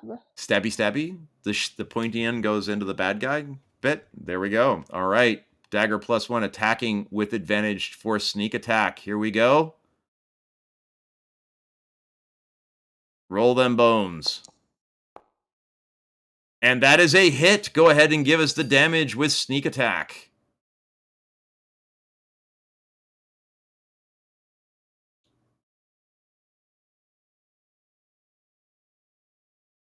It's funny, everything's coming in a little bit slower. There it is, and you roll 11 points of damage. The blade does wonderful damage, but you notice that the blade hole kind of fills back in with smoky, icy goodness to the organ as your blade doesn't quite get the purchase that you would exactly hoped. He is still alive, but you have an alternative weapon, do you not? I do. Yes, the rapier +1. Here we go. The other longer pointy stabby thing. Oh, and that will also hit. Roll your damage, please. Is basically an ice pick. No sneak attack on this one, though, but you managed to do 6 more points of damage. The damage reduces this creature down, and he is now in danger, but he is only doing... All right. That's exactly where he's supposed to be. Good. All right. That, I think, is it for you. Yes? Yep. All right. The creature at the one who had started this whole tete-a-tete with you guys at the beginning of this exchange here at the front. What does he do?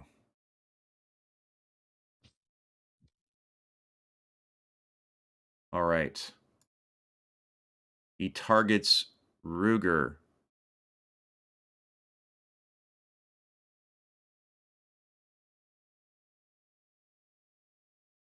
You see him make more hand gestures, crosses his arms, throws his hands towards you, and utters some dark magical words. And in so doing, you feel this compulsion to stop moving immediately where you are.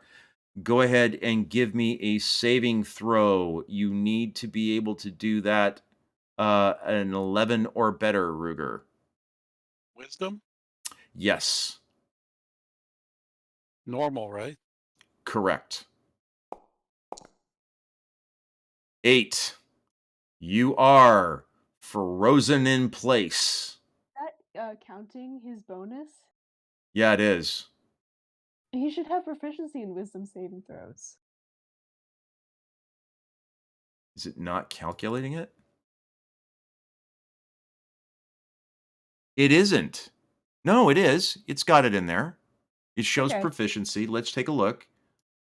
So he rolled a 3 plus his stat, which is +2, which is modifier +3 for his proficiency bonus. And then plus his paladin aura, right? Yes, which is not affecting him. Why is it's affecting everybody else, but it's not affecting him? That's weird. That's supposed to be +4? Plus, I think Whatever his plus charisma 4. modifier is. Yeah, +4 because of his charisma Yeah. modifier. So that would have taken you from an 8 to a 12. 12. That would have been enough. So you are not frozen in place.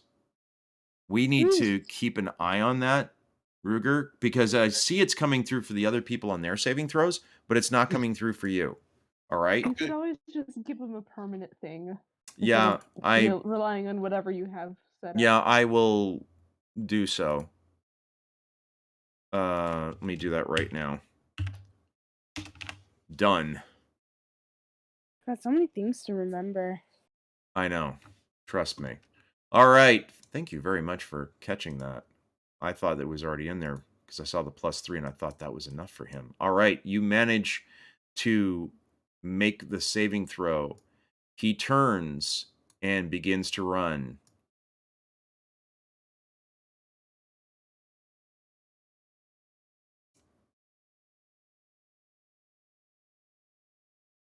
And off he goes into the bushes. Now, question. And I tried looking this up. Does spiritual weapon count as an does that allow you to take an opportunity attack? I have looked it up and I can't find out for certain. Never thought of that. Seriously, My right? I mean, does that initial reaction is no, because it only says you can move it and attack it as part of a bonus action on your turn. right? And that's what my thought was too. Also, it's not corporeal. And it's not like it doesn't have a mind of its own. Precisely. It it doesn't has to have be a yeah, so you and perception of I its own. yeah, so that's the way I interpret it too, because it's an extension of the person wielding it at a distance rather than like you're there and they're moving and you turn and grab them. Opportunity attack, right? So I'm with you on that. So I said the same thing. All right, so he's off and running. All right, that is the end of his turn. The creature that is here targets everyone in the immediate vicinity. Everyone, give me a saving throw against Constitution.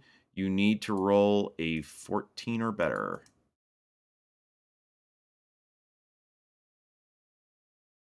I will do Druger's. I'm going to check his saving throw now and see if that... Yeah, it's there. That's crazy. It's there for them, but it's not there for for Druger. So that was a good catch. It's normal, right? Correct. Druger does not take cold damage. Ravina does not take cold damage. Let me do Elrin really fast. Yep.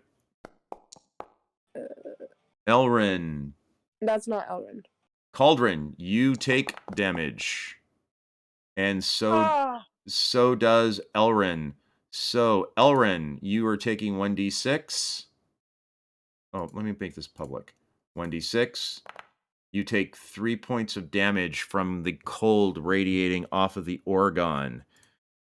Cauldron, you take 5 points of damage.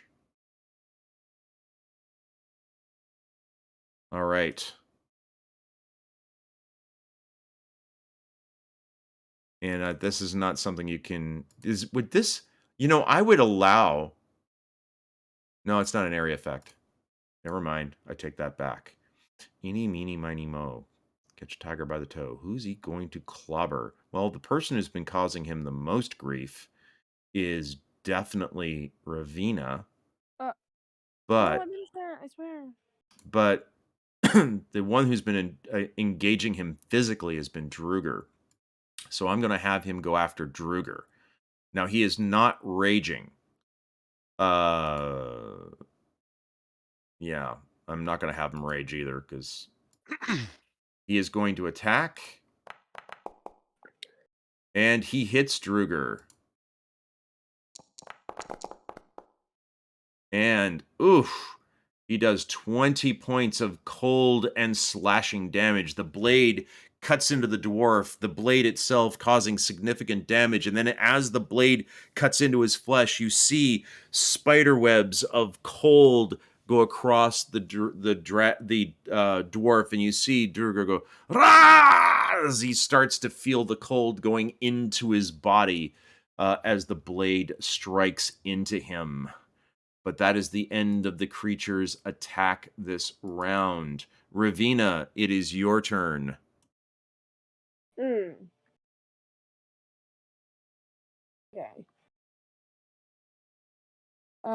Well, so then if I've already used my Scorching Ray, then I only have one more spell slot, right? I'm sorry?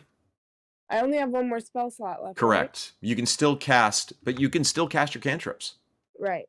Right? Yeah, and your always ready spells, those you can still cast because those have nothing to do with your warlock abilities. Those are based on you being part demon. I don't have any always ready ones. You do have a couple. For example, find familiar, you can do. Hellish rebuke, identify. Well, that you have to do as a ceremony. You can cast darkness. Those are ones that you can cast at any time because that's part of your special abilities for being half demon. Okay, so Eldritch Blast, Mind Sliver, Sword Burst, Thaumaturgy, Toll the Dead, Chill Touch. These are all available to you as cantrips. Okay, I'm just gonna do Scorching Ray again. Okie dokie. 3 beams, the first one. It's actually 4 beams, isn't it? Oh, yeah. Well, hold on. One additional ray for each slot above second. So, yes, she would get 4 beams. Each one can do... I don't think I'm using... You are, because as a warlock, all of your spells that you cast are at 3rd level. Okay. You targeted the wrong one. No, I was trying to hit that guy. Oh, okay. Well, you managed to hit him then. Well done. Roll your damage. Do the same fire and 1d6 thing? You would do 2d6, 3d6. So fire, add the 1d6 to it. And I want to check to see if it includes your proficiency bonus. Go ahead and attack, and then we'll see whether or not it's adding a proficiency bonus to it. Hold on. I did fire. Right? 2d6 fire, and then add 1d6 inside of these special conditions. Ugh. Okay, it also should have added your proficiency bonus of 3. So that should have been 14. Which means we need to add 6 more points, which means that this guy's not doing well. All Cool. right. Cool. All right. Very Okay. good. Druger. No, I go again. I got. Oh, that's right. fun. That's right. I'm sorry. Don't take my fun away. No. Sorry. Did that hit? That also hits. Go ahead and roll your damage. Same thing. Do the 1d6 added to it. You've got 4 of these. This is just gross. This is where it gets fun for you. Yeah. Ugh. All right. Plus your proficiency bonus turns that into 13.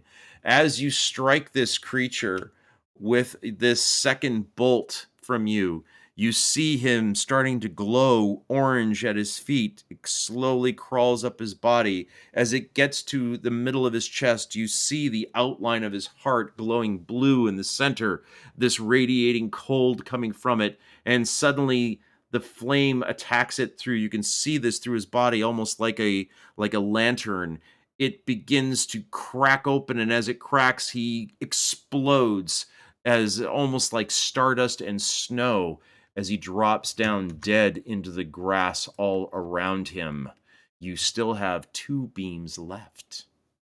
Now, I remember, Cauldron, you said I shouldn't attack this guy with Scorching Ray, right? Well, at this close range, it's the only option you have left unless you just don't want to cast anything. You just have to take a -5 on the attack. Or it's just disadvantage. Or you could step away, take an opportunity attack, and then cast it. Yeah, I think that's what I'm gonna do. Okie dokie. So you take a step away. That So invites... I attack at disadvantage, right? Correct. But before you can roll those second 2, the Oregon's going to smack you because of the opportunity attack. So as you do so... I have a reaction to it. Yes, you do. He attacks. And he misses. Oh, good. Yes. That's what I thought. Just 1 point away. Go ahead and cast your spells. Normal, right? Correct. Okay. Actually, it should have been a disadvantage. All right, that one hits. It's fine. We'll do it on the second one. Go ahead. Roll your damage. We'll do it on the next one if there is a next one.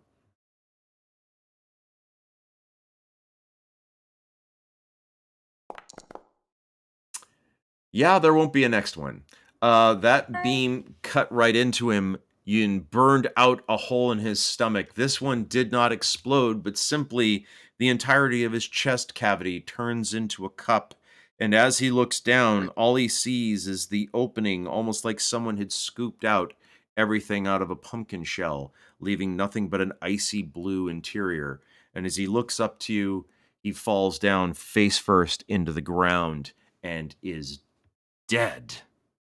And that, ladies and gentlemen, brings combat to a close.